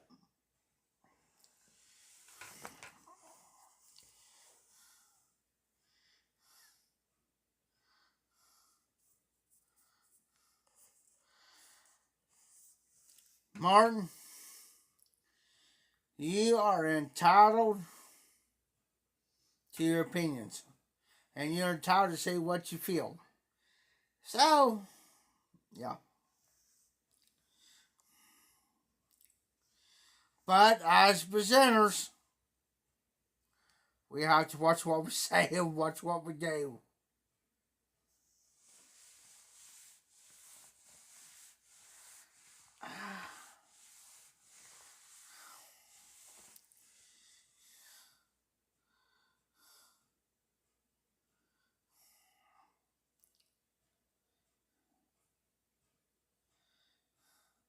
I agree, Phil. I totally agree with you.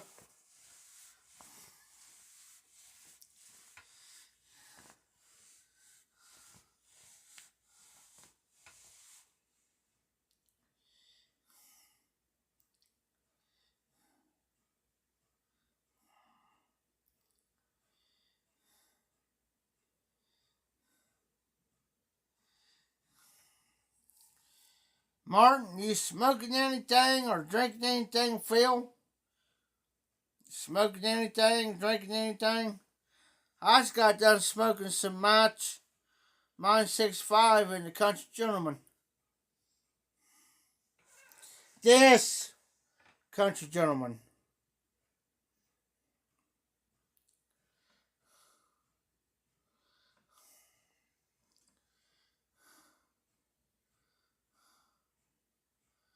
Oh. Hey, I got an Amber Alert here the other night and I thought it was a tornado warning. Because we do got tornadoes around here. We do. There's one, I'm going to point outside across the street is the fairgrounds. I used to work over here at the fairgrounds over here. Well, one about touched down over here at the fairgrounds here last year.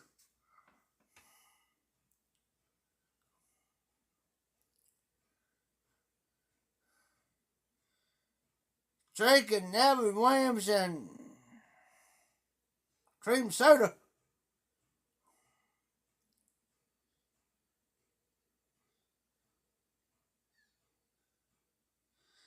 Yes, Phil. I'll do anything once, Phil. I only had one shot. But I'll take another shot here in a minute. And hey, Martin, take a straight shot. triple shot, a quadruple shot, you'll be alright.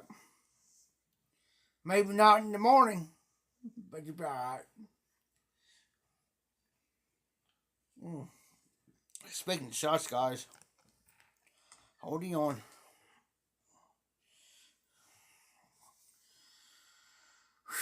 Every time I drink this stuff, it feels like I'm dancing with the devil.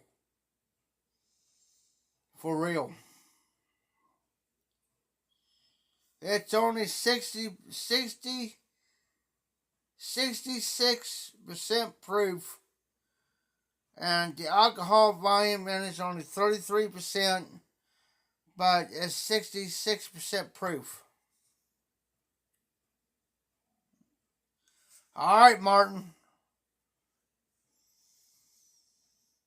I always have some Jack. I'm going to go buy me another bottle tomorrow. If I get the daggone thing open.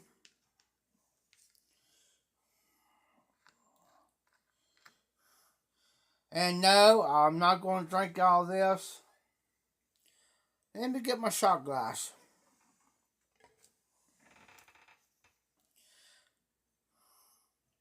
Shot glass. The fancy shot glass. Which means anything goes in this shot glass. After it goes down, what happens, happens.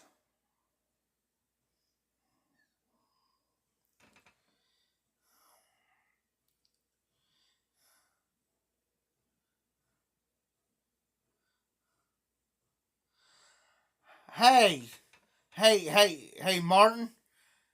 It ain't as bad as me drinking Crown Royal Apple mixed with Pepsi in a big 32-ounce glass on the ride murder out here in Mother's Yard here the other day.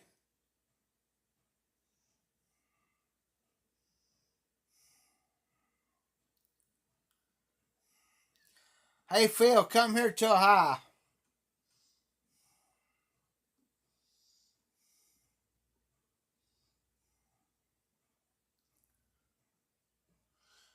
Because how just about Las Vegas. What happens in the high, stays in the high. What happens over here in my yard, it stays in my yard. Basically. Let me put the cap back on. Martin, hold on. Don't you do nothing yet there, Martin. Hey, where's Derek at, by the way? I like Derek. He's cool. He's cool, dude. Whoa.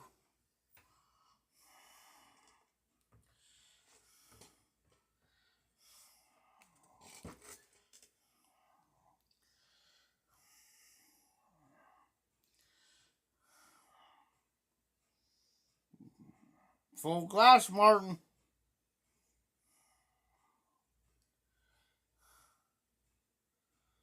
Alright, okay, we got Martin. Maybe Phil.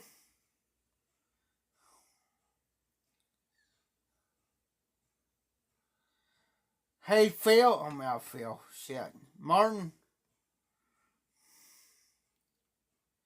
Down the hatch.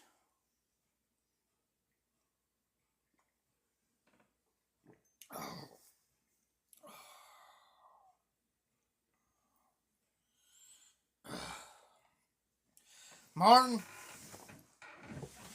if I know what state you're in,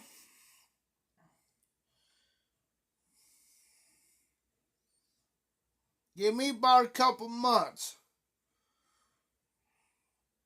I'll come down there on vacation. Because we're talking about taking a vacation. So we're deciding either Myrtle Beach or Las Vegas. Tim here wants to take me to Las Vegas. Because I've never been out of state before. No, like Las Vegas or Myrtle Beach or something like that. I haven't done because always done this type of stuff all my life in here that I never. And now that I got income and stuff coming in, now it's like he says, "You want to go to Vegas?" After what he showed me, I said, "Oh yeah."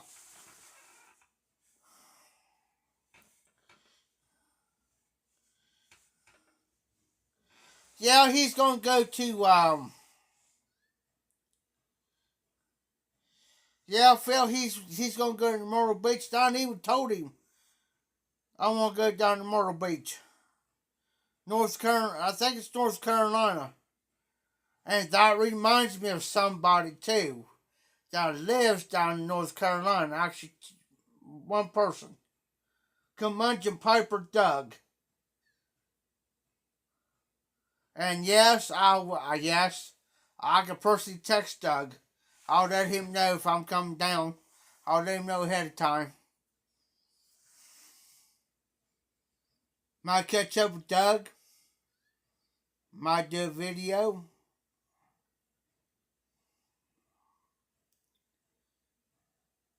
Okay, thank you, Martin. I was trying to remember what state it was. I know it's in one of them states.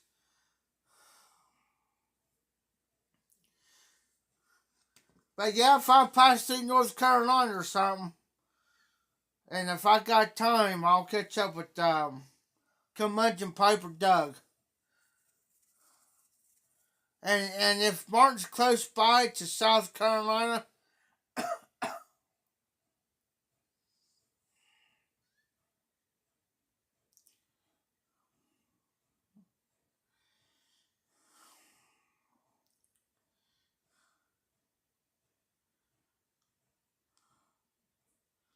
well, there is DDT Dan. Hey Dan, what's up, buddy? How you doing, brother? I was thinking about putting my other hat on, but it's got something on there I will not put on because I will not disrespect nobody, and I won't.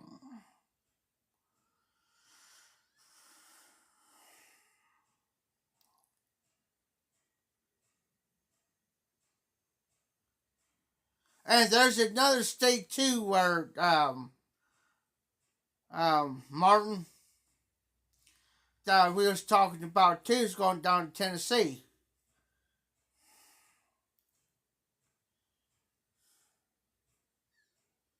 Close to where you're at, Martin. You don't have to say where you're at, Martin, but yeah, we're talking about in that area.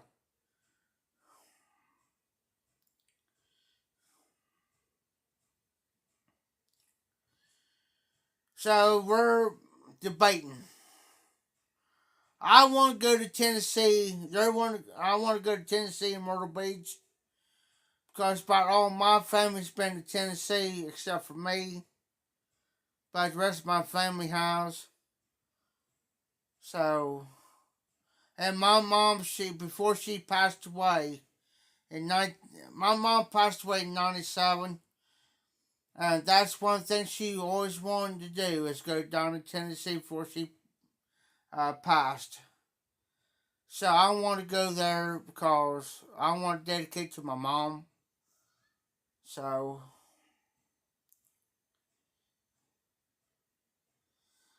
Georgia, Martin, can I ask you a question? Since you mentioned Georgia, have you heard of Dalton? Let me think. Yeah, Dalton, Georgia. Dalton, if I pronounced it right.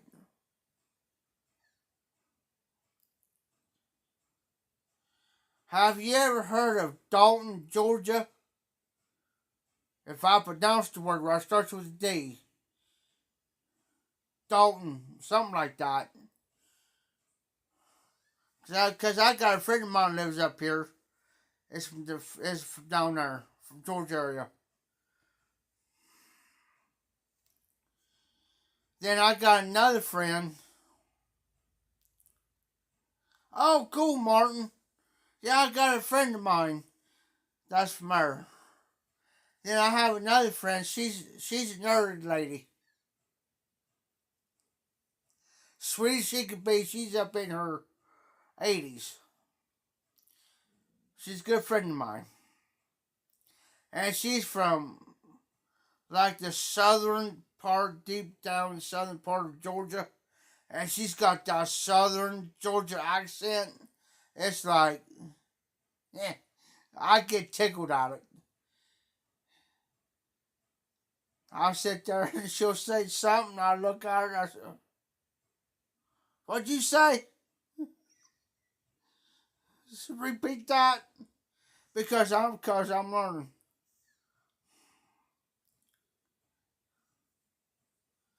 Sure will, Martin. Hey, Martin, I will bring some fireball. Hey, if you got a liquor store down there, Martin,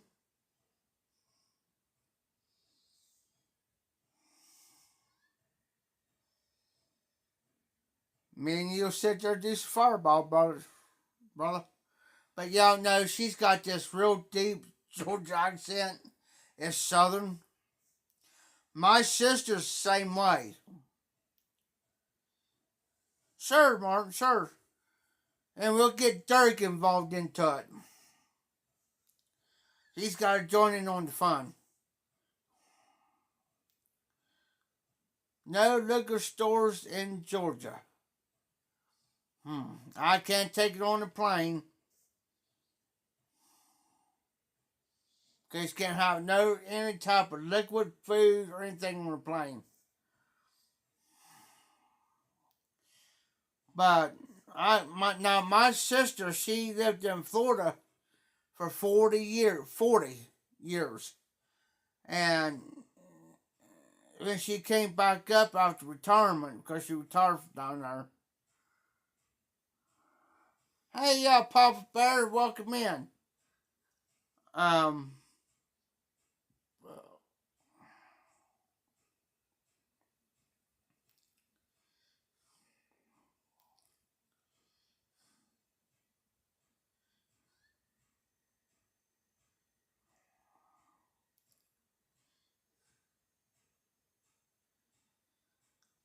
Martin, a lot of people have said that, and I got people swears up and down I'm from the South.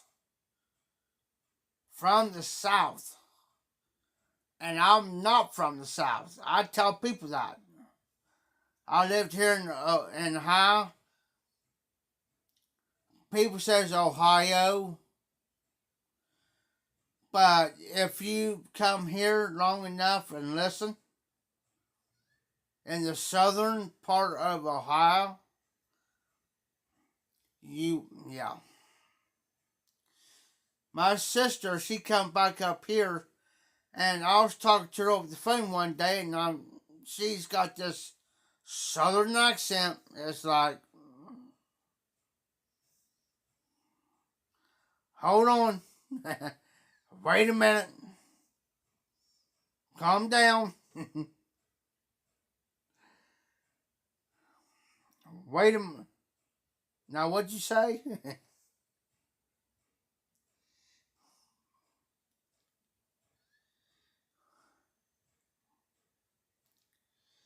Some people say I got, like Martin, some people said I got that upper states accent, southern states accent.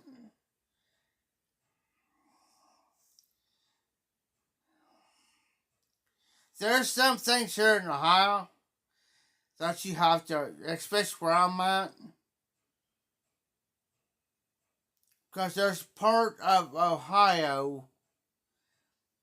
I'm going to talk proper here for a second. Between Ohio, Virginia, West Virginia, part of Kentucky is called, they consider Appalachian.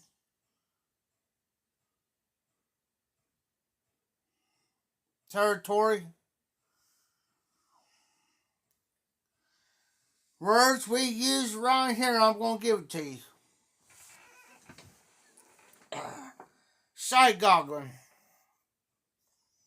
There's a word. come up here and we say, well, if you go down here, down this road, you gotta be careful because it gets sight goggling. You're gonna look at me like I'm a crazy fool. It means curvy. The road's curvy. Got a lot of curves to it. Sight goggling. Or you say, well, that carburetor or that toilet's all gummed up. Be careful. Or, well, you go in there and use the bathroom, use the toilet or something. You say, be careful. It gets all gummed up. Watch it. Means clogged. Yeah. Them type of, or y'all up over yonder.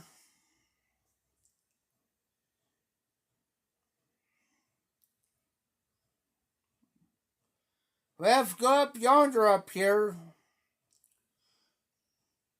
about a quarter ways, make a left.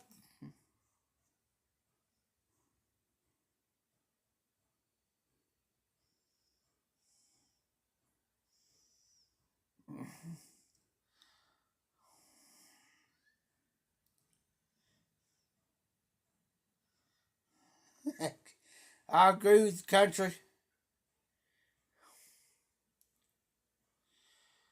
One more shot, Martin.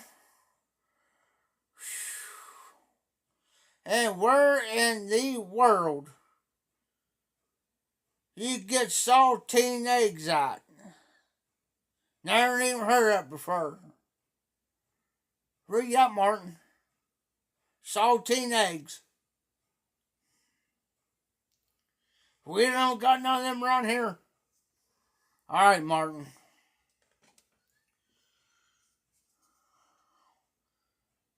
I could finish this bottle off tonight, by the way, if I wanted to. But I got stuff to do tomorrow. If it wasn't for that, I'll be on it. Oh, I could, but there's stuff I could do tomorrow. But I could take my time doing it, by the way. No hurries. That's why me and Tim's got to work real well on it. But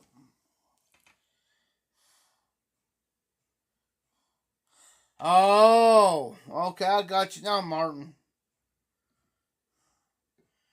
Oh, you're talking about those hold on. Are you talking about pickled eggs, Martin? Hold on, Martin. I just got done pouring me a shot. Give me a second. Hold on. Now, I like pickled eggs.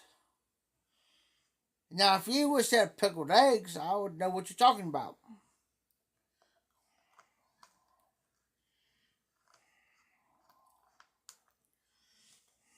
Hold on, Martin. I gotta put my cap back on.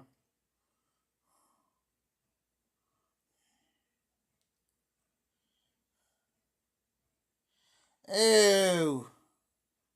No way, Phil. I couldn't do that. I can, I can't stand pickles alone. The only pickles I can eat is the bread and butter pickles. That's the only pickles I can tolerate eat. It's the bread and butter. Any other pickle, forget it.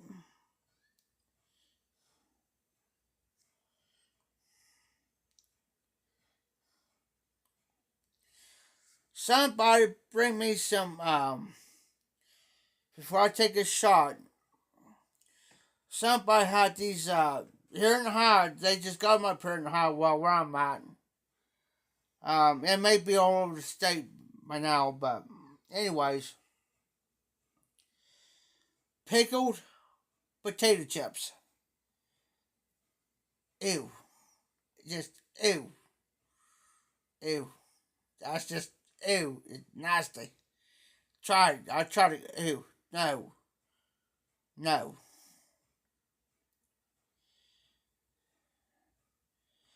I can't, used to, I could do garlic, but I can't do garlic now because it takes my breath. And plus, it messes my sinuses real bad. Yeah, it messes my sinuses up, start going bad. It's like, oh, can't breathe. All right, Martin, hold on. Let me catch my breath, Martin.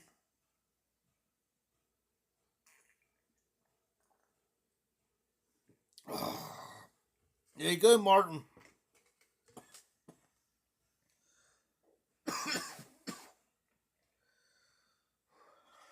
Sorry about that, guys. I had to call. Can't take my breath.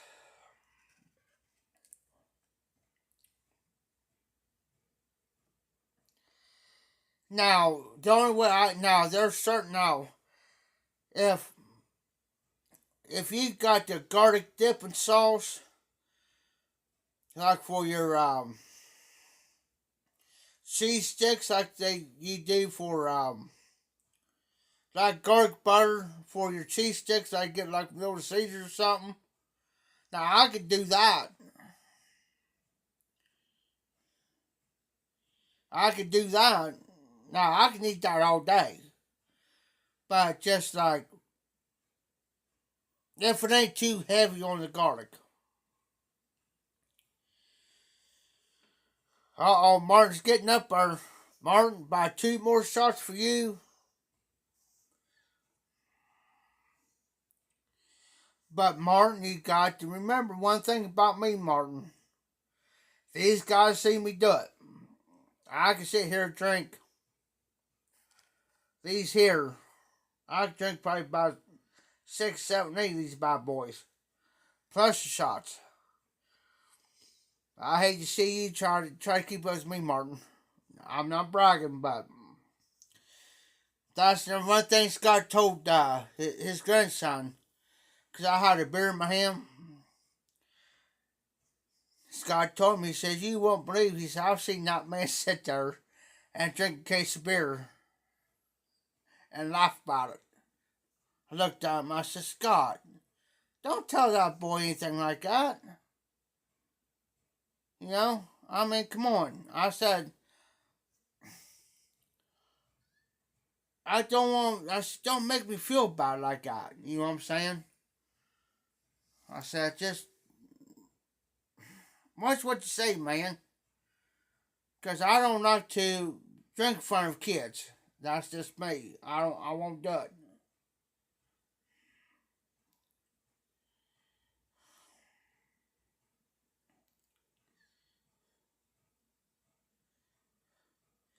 Martin, try a hot dog wrapped in bacon. Cheese and bacon. Try that.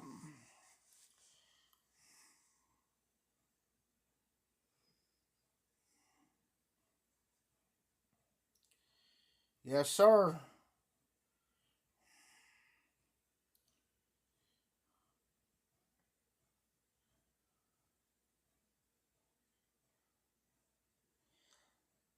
Hey, hey, Martin.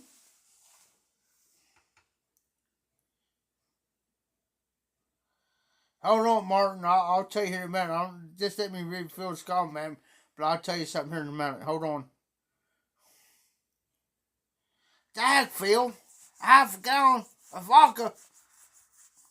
Good. And grape Kool-Aid. Good night. I seen a guy take, those milk jugs? Gallon milk jugs? Well, he used a gallon water jug.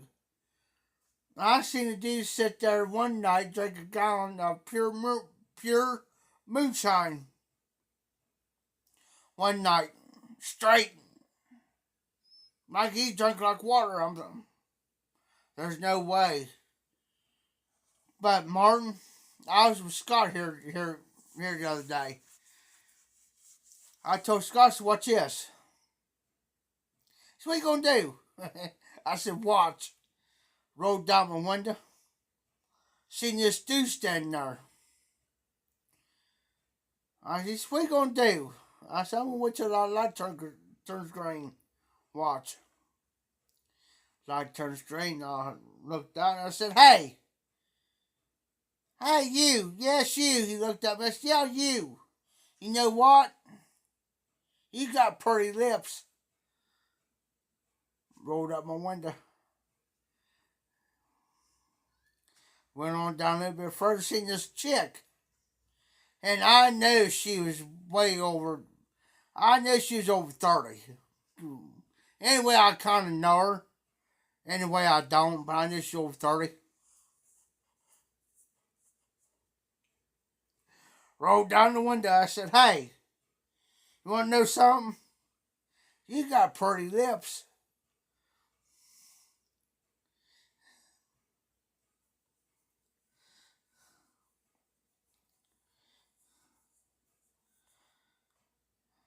Purple Jesus.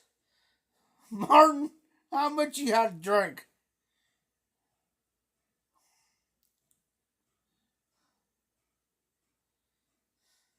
Oh, no, Papa.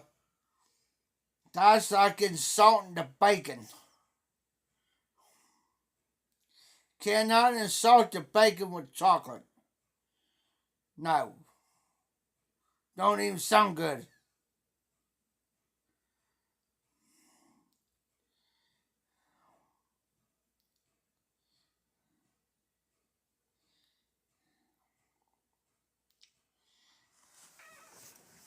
Hold on, I got you. No, my eyes getting bad, guys.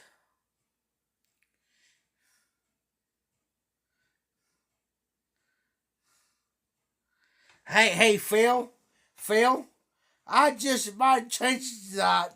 Watch out, guys, because Phil just gave me an idea. Look out.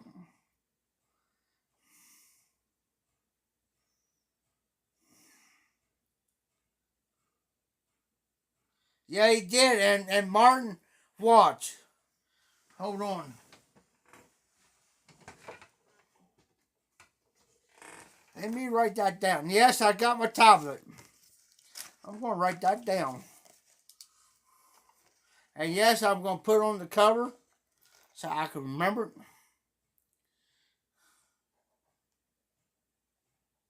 Sweet. Sticky.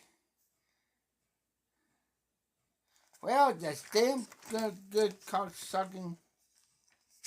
Yeah, I went there, guys. I hate this pen.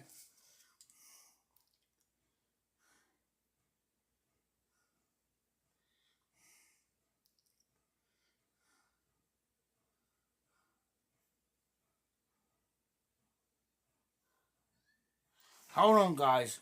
Hold on. Let me back up here.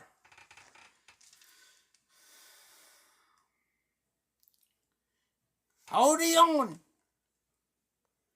Sheesh. Oh, crap. Don't want to do that.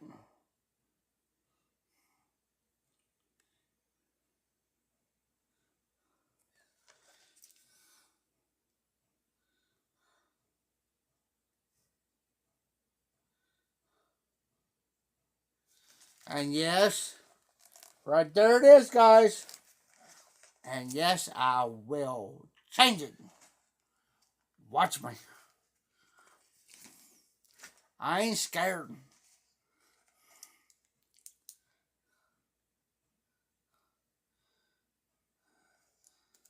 Martin, I triple dog dare you. Because I'm going to change it. And I'll triple dog dare you. Martin.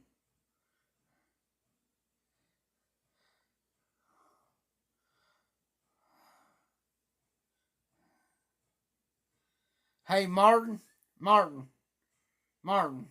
You want to know something, Martin? I got something to tell you, Martin. Martin.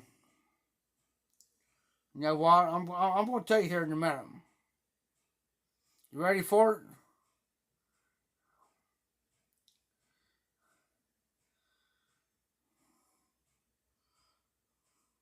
I'll tell you here in a minute, Martin. I'm going to tell you something. It's very, Very, very important. I gotta tell you this.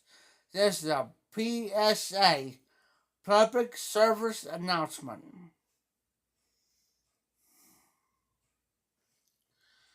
I'll try to take a drink here, I'll tell you.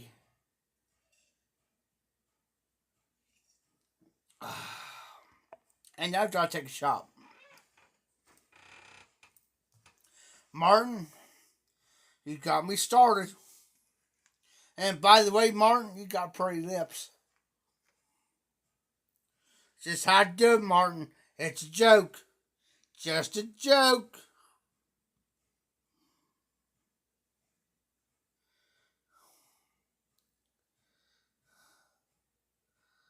Hey, Martin, like I said, hey, Martin, anything goes in my life, brother. Anything goes. And these guys know it. So, it ain't no TMI. Anything goes in my life.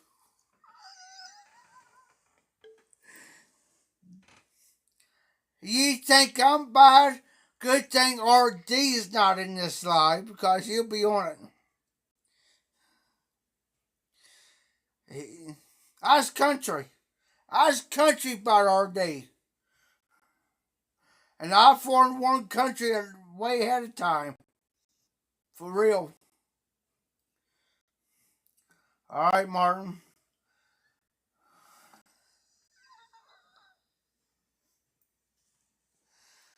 Martin, if you can keep up with me on shots, alright, done made you a proud member. That made you part of the commission. You're blue. You're a moderator.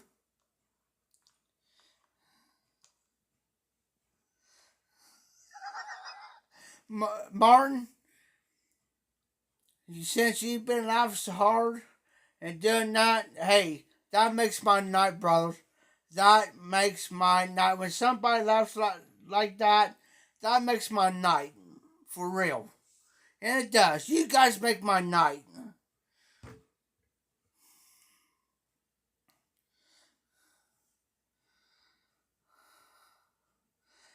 Country, gotta turn off the TV. Country, remember that. I lost that when he. Oh, that was a bad ordeal.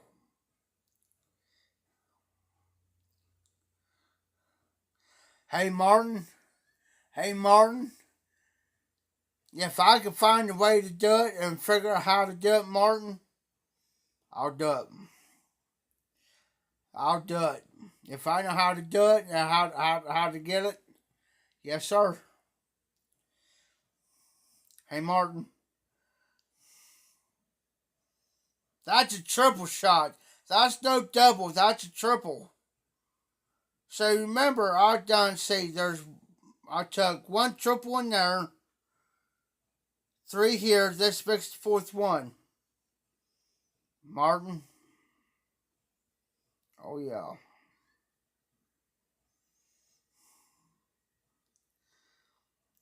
I'm in my recliner. I ain't going nowhere. I don't gotta do nothing for the rest of the night.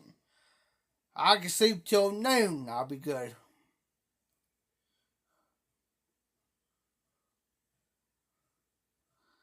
Hey, Martin. If we do that, Martin, I'll be proud to wear those bad boys. Yes, I would. I wouldn't be ashamed of it.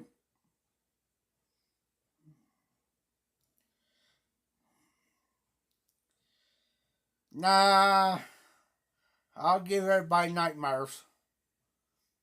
For real. But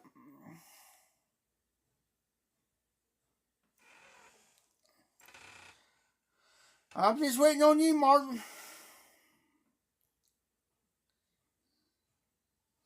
All right, Phil. Down the hatch.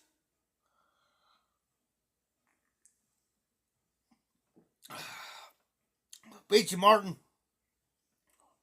Beat you. Martin, if you could do what I do and drink a beer like I drink on top of it, and keep up, you're in there.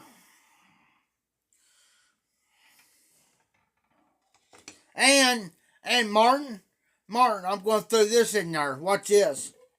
And these guys know that I do it all the time. These guys know I do this all the time. Watch this, Martin.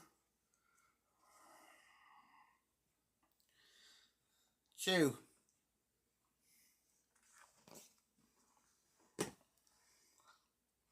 And to prove my point,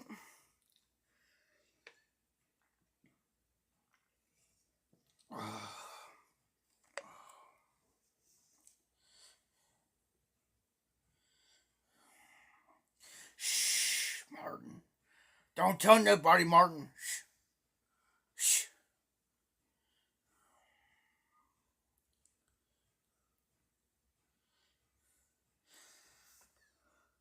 Hey, Martin.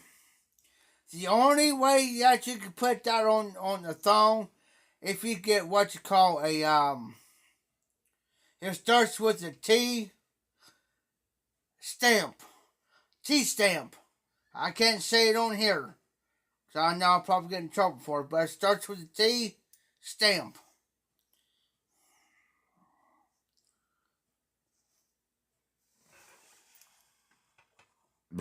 Excuse me, guys. Yeah, if I don't belch and get that off my chest, man, guys, I'll get sicker than snot.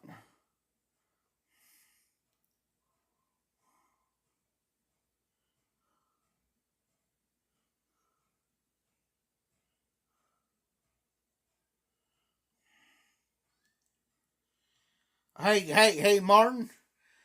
Here's one thing about me. I can sit here and drink all night, and you ask me tomorrow, I'll remember it. I'll remember it. Word for word, detail for detail. I'll remember it.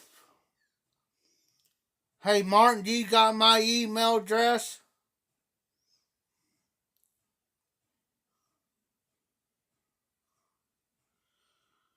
No, country. My heart is in the garage sleeping at the moment.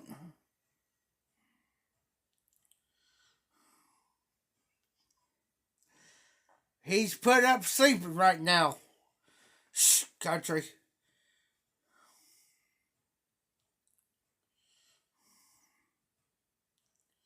But no, Martin, if you want my email address, brother, I'll give it to you.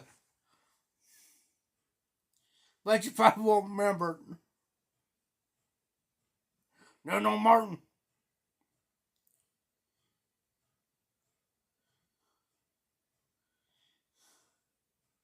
That's why I said. That's why I'm not giving it to you, because I figured, yeah. Because the way you're feeling right now, yeah.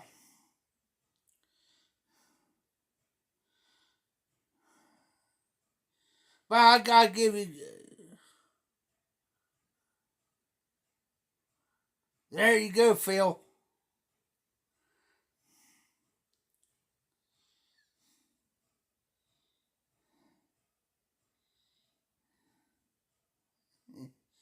Martin. Yes, Martin, it's to you. Yes, Martin. Martin, you better get ready for another shot because I feel one coming on. I feel that itch.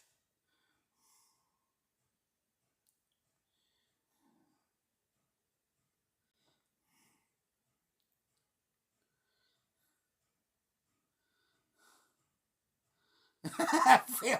Oh, Phil. Oh,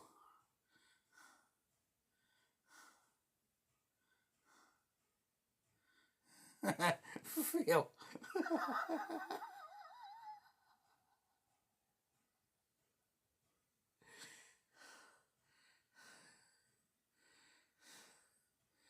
Oh, hang around, country. Hang around. It's going to get better.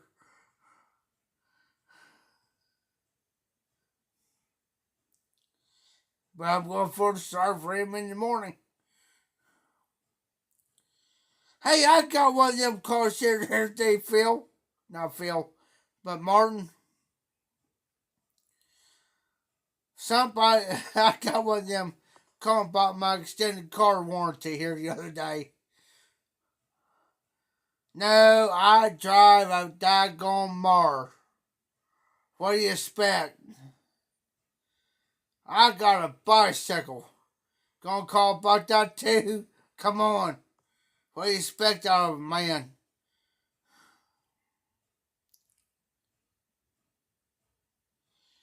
You gotta hit the hay. Martin.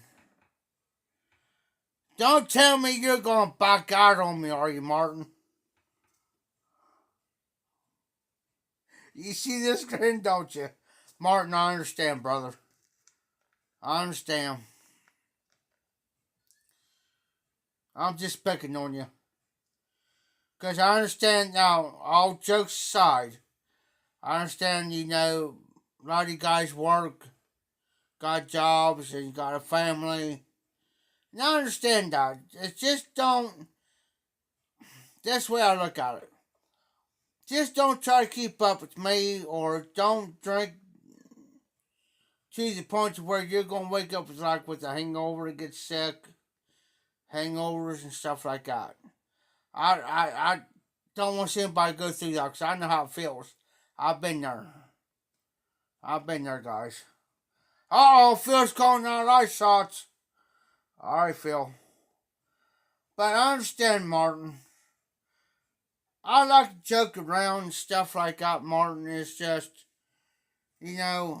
but when it comes down to somebody being serious, that you have to, whatever, I take it to heart. I really do, man. I just like to joke around and have fun a lot.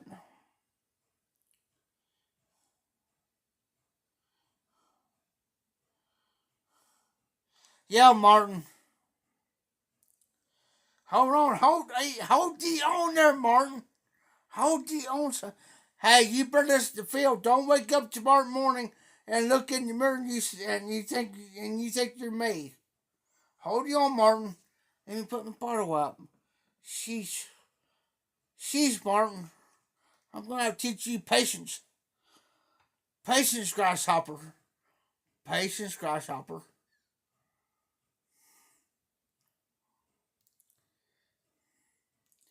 Now I'm ready, Martin. Patience, grasshopper.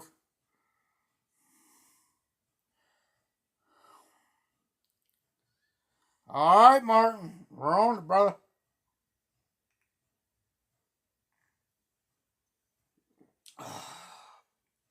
Damn.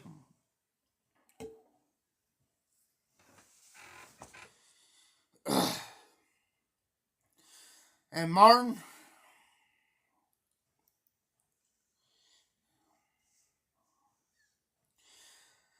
exactly, Martin. Here's the thing. Here's how you do it. And I know you drink a lot of different whiskeys on your life, Martin. Take it from an old pro. Well, I've been doing this for the last 20 some years, 30 some years. You take that shot, got in the glass, don't think about it. Don't think about it. Just shoot it. Don't think about it in your head. Just do it.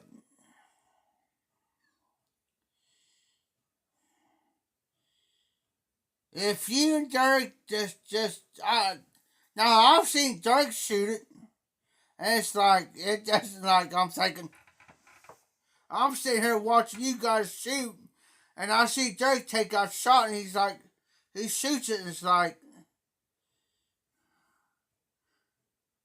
not really ain't phasing him. It's like, I like him.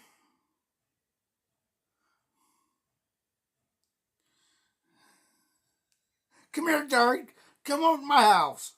Come here. You know? But hey, Mark, just don't think about it. Just pour it in there, down it. But I got like 4 or 5 different shot glasses. I got a single shot glass, a single, yeah, it goes up to a double. But I got shot glasses in there that goes triple. This here does a triple. This triple shot glass. It may not look like it, but it is. Excuse me. Oh, excuse me. This is an actual triple shot glass, guys. I had somebody say, well, that's a candle holder. No, it's not no candle holder. This is an actual triple shot glass. It may not look big on camera, but it is a triple, guys. And I like it so, suckers. That's why this one here stays back here with me. Yes, all the shot glasses are legally mine because I pay for them. They're mine. But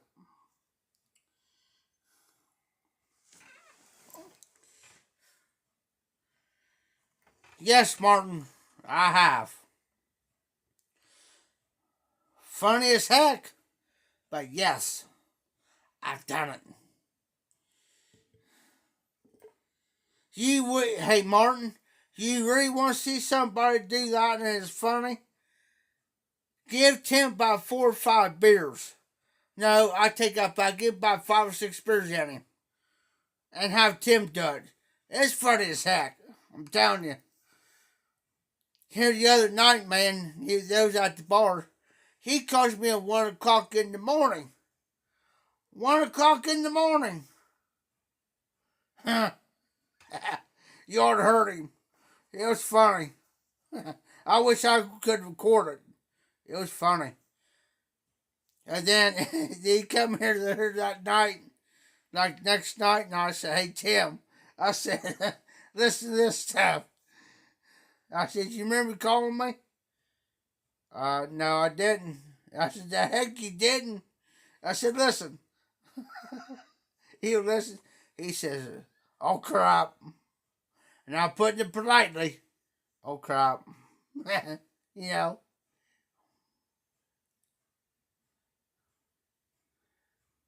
Yes, Phil.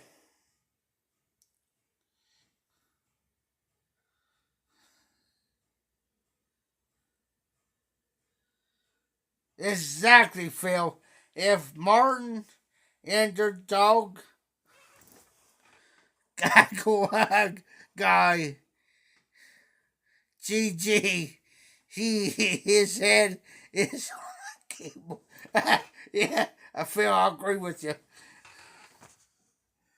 I agree with you, Phil. Believe it or not, guys, I could do this all night and get about 2 hours. I'll probably get about 2 hours worth of sleep. Honestly, I'll get about 2 hours worth of sleep, guys, because this stuff hypes me up. I get hyper. I'll get probably about 2 hours worth of sleep, get up, no problems, no issues, go do what I gotta go do, and then do it all over again. It's an everyday routine for me, guys. Martin, bless his heart. I love Martin. I really do.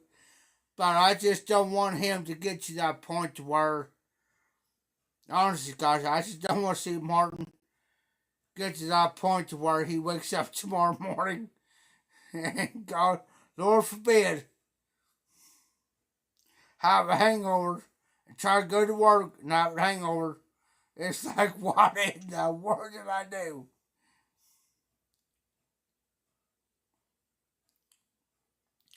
See, Martin's out. Martin can't handle with the big dogs.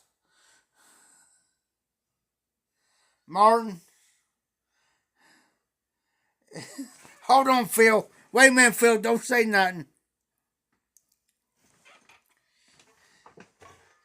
Hold on, Phil. Hold on. I'm going to say it, Phil. Hold on. Don't say nothing. Hold on, Phil. Let me back up here. I'm back up with the comments because what Phil said is kind of funny. Hey Martin, type in when you get a chance. I'm going to word it this way, Phil.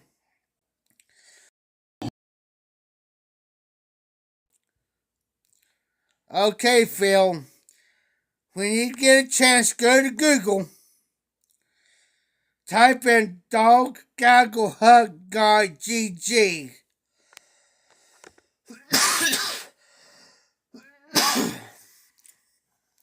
Go to Google and type in dog.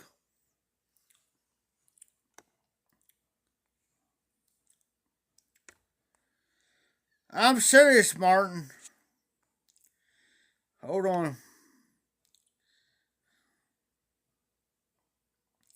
Martin, go to Google.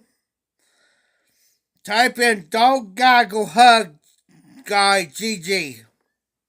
And see what comes up.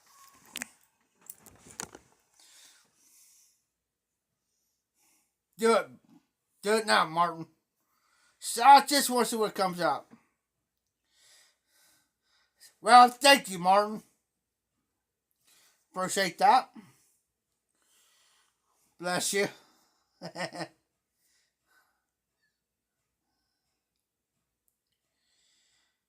And this is probably Martin's best night, guys. I never seen Martin like this ever until he started coming on my lives. I think I'm a bad influence.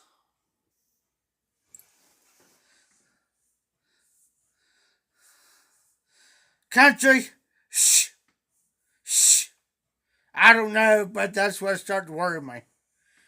Now I'm starting to get a little bit worried. We'll find out here in a minute, Phil. Country, we'll find out. Phil, we'll find out here in a minute. I'm just waiting for Martin. Because I'm not going to do it.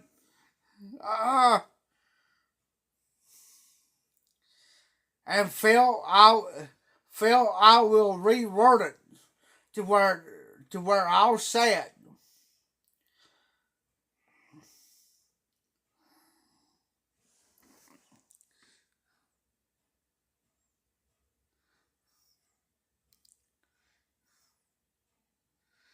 Okay, Martin. Ye be safe, ye be well, brother. Be careful, man. For real. Be safe, be well, bub.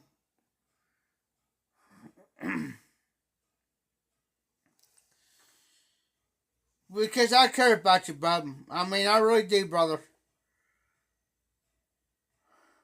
But hey, Martin, if you're still there, listen to me. Drink you plenty of water before you go to bed. Night, night, Martin. But drink you plenty of water before you go to bed. Drink you at least an 8-ounce glass of water. Well, drink two 8-ounce glasses of water. For real, Martin. So I don't want to see you get sick. Or wake up with a damn hangover.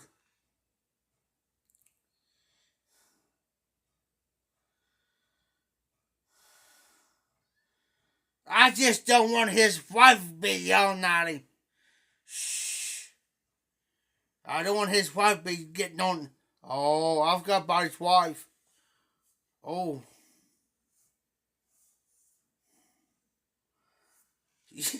Yeah, Mark, don't shark the bed. And don't piss the bed either, Martin. Don't do it.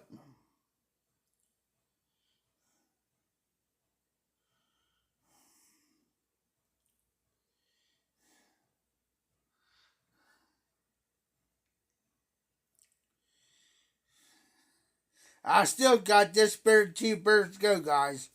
So this is gonna be a little bit of a live.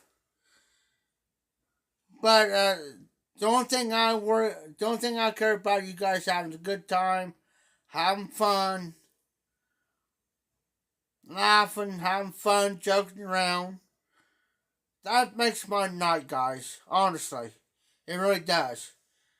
That's what keeps me going. It really does, guys. Because I got severe depression and severe anxiety real bad. And you guys come on here like this, joking, having fun, joking around, nobody, nobody's feelings ain't getting hurt. It helps me out a lot. It really does. And then I can sleep a little bit better. Not have to worry about, okay, this is how I feel. Not have to worry about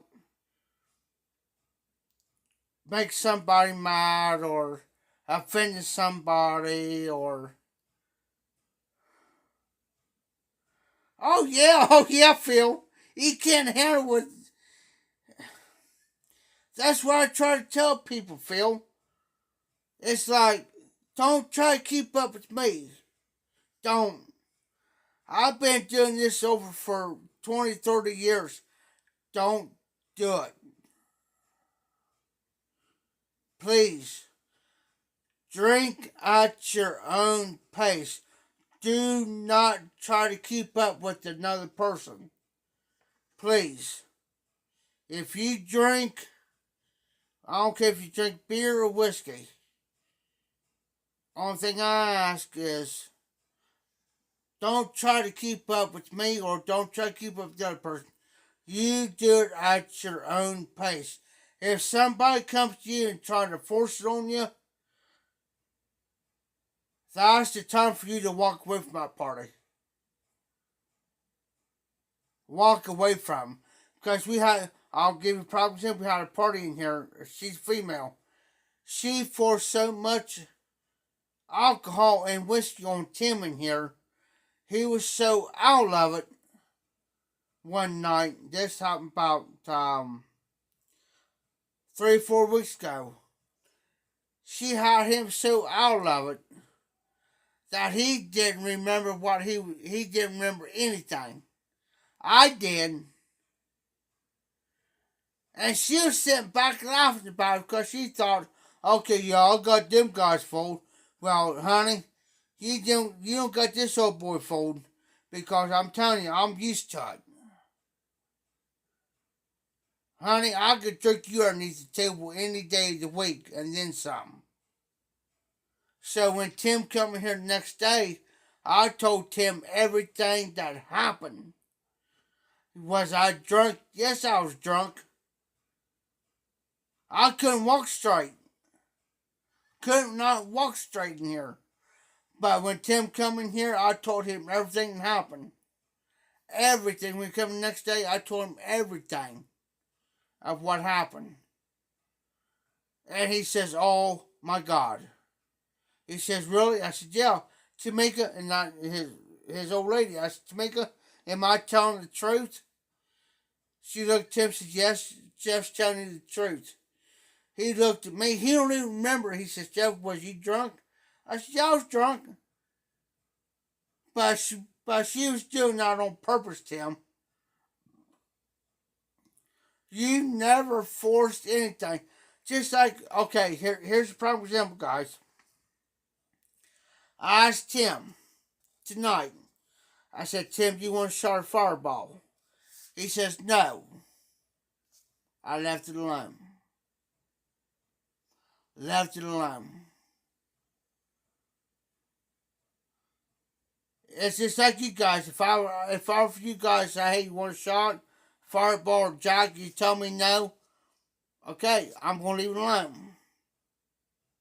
I never will force anything on anybody that they're uncomfortable with.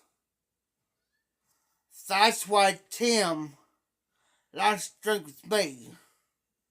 I'll offer like a beer. Now I may offer. Now he drinks Bud Light. Now if I offer him a Bud Ice, say Tim, would you like to have a Bud Ice? He tells me no. Okay, that's fine. That's fine.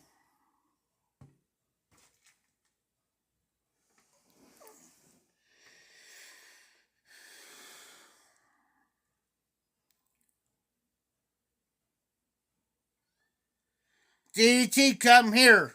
And I got somebody here who'll do it.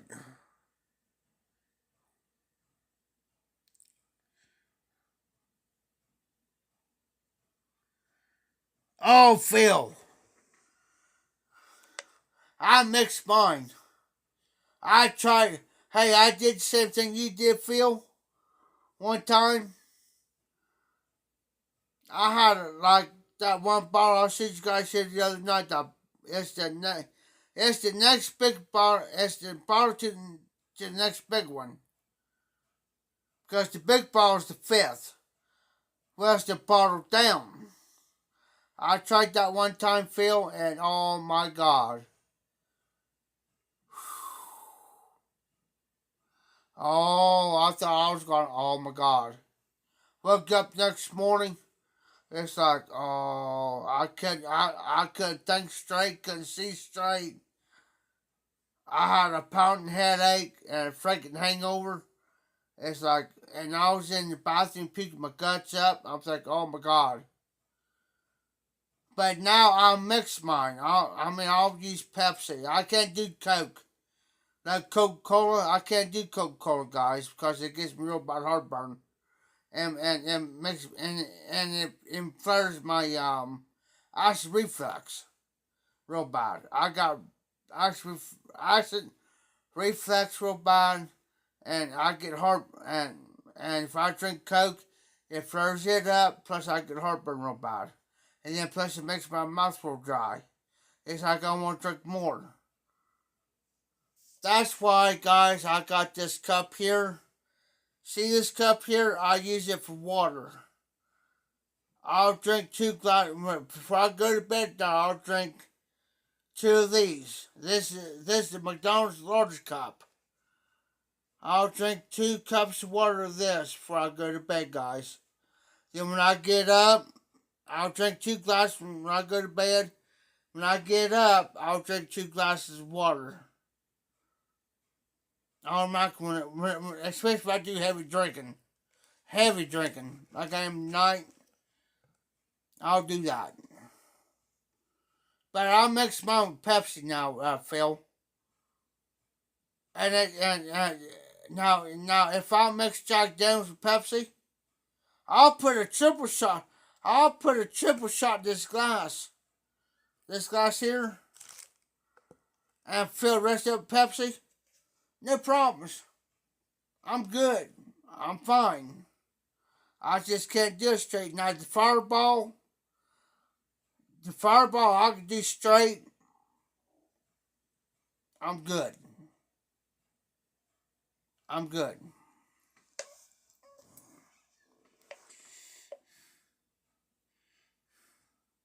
Hold on a minute, guys. I'm reading Phil's comment here. Okay, you went to Seaman's Club for pork. Hold on. Back up here. I can't, for pork, I can't pronounce that one word, Phil.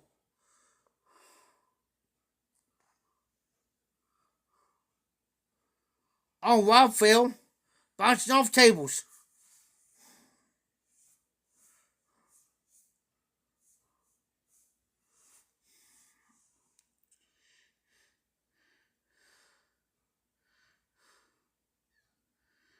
DDT says, hello, Phil.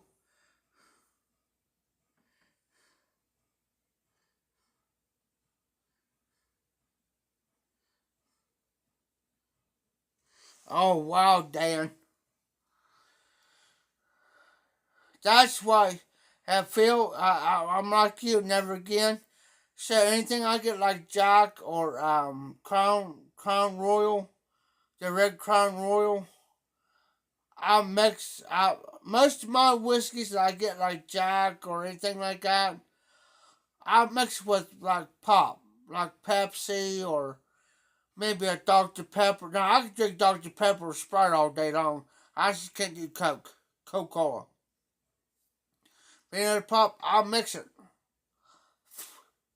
Yeah, as long as I do that, I'm fine. I'm good. Oh, okay, I got you, Phil. Hey, that sounds good. I'm gonna have to try that, Phil. Pork and soy sauce, vinegar, and rice. Hmm. Hey, we got a place up here that can do that. Here in the courthouse, where I'm at, here in the courthouse, they could do that. So I'm gonna try that.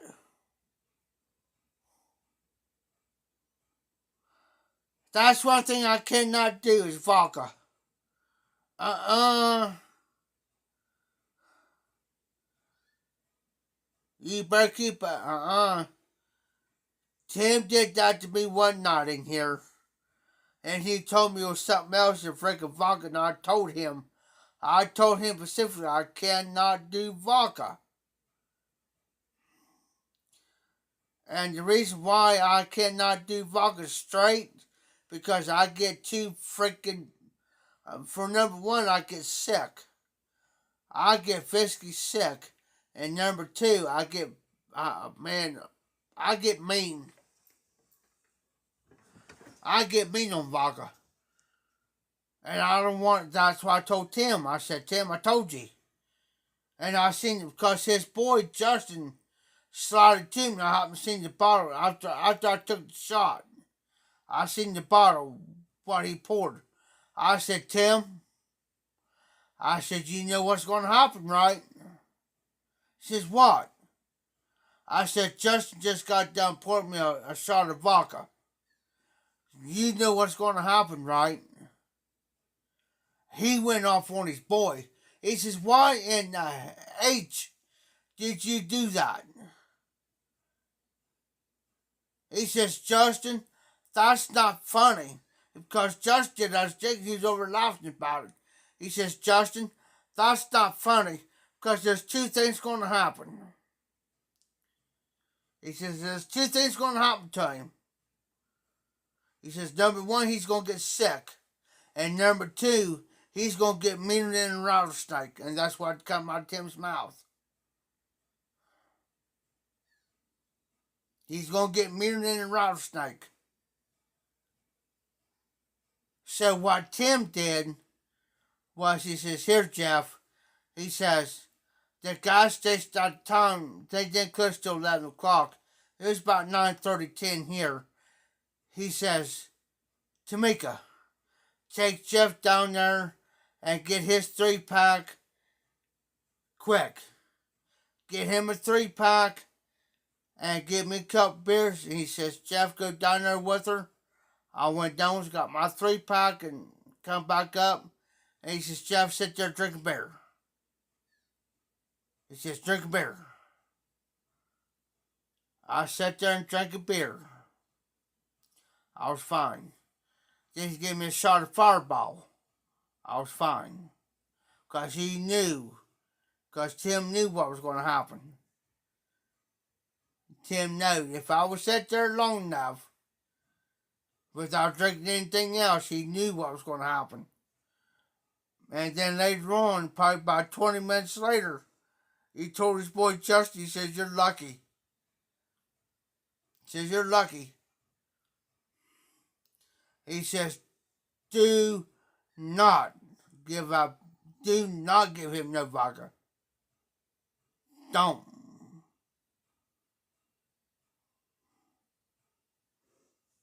Because he'll go off and he'll tear this freaking place apart. For real.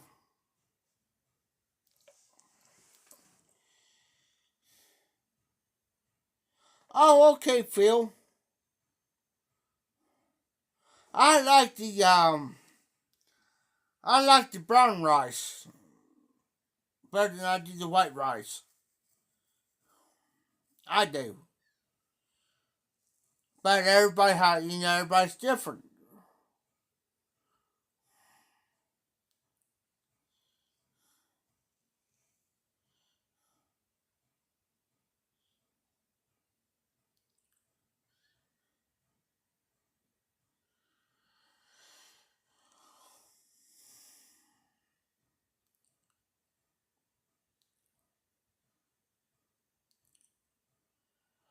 We got some, speaking of rice, Phil, there's a tobacco store not too far from me that are run by Chinese folks. And I'm not disrespecting them, but they're Chinese folks, right? And that's something they'll eat rice and stuff like that. You know what I'm saying?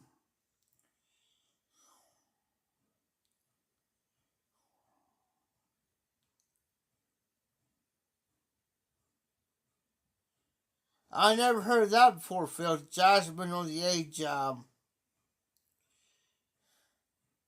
wherever the word is starts with the B. Because there's some words I cannot pronounce.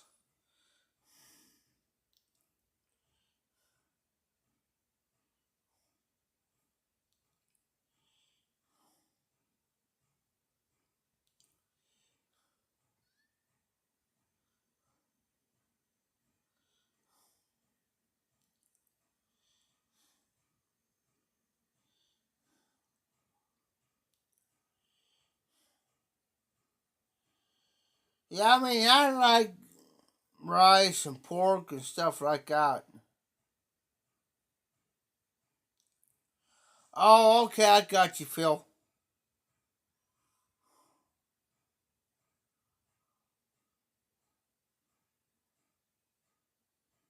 I got you. Now, I like Chinese food.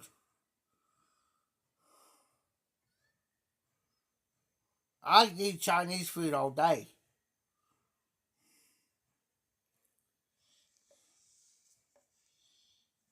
We got a couple Chinese places here in town, but the one I like is called the Hong Kong Buffet. And all the employees, they're Chinese. I mean, they're females that will serve you and stuff like that. I mean, as far as taking the order and the waitress. Now, the rest of the workers, the guys, Chinese workers, the guys, they work in the back. You know what I mean? Great food. I love it. I'm planning on going. I'm gonna go back there one day this week because I love their food, man. I can eat. I mean, I can eat Chinese food all day long if I had it my way.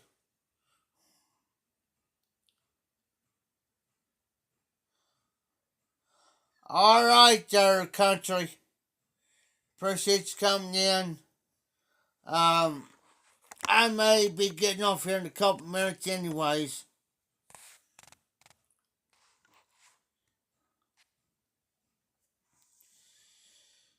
I got a half a beer here. Finish it off. Yeah, same here, Phil. It's been long for me. I'll say this real quick before I get off. We went fishing, like I said, we went to Pay Lake last night. We could have stayed there till 7 o'clock this morning, but we decided to leave, left it up midnight last night because we was getting kind of tired. Came home.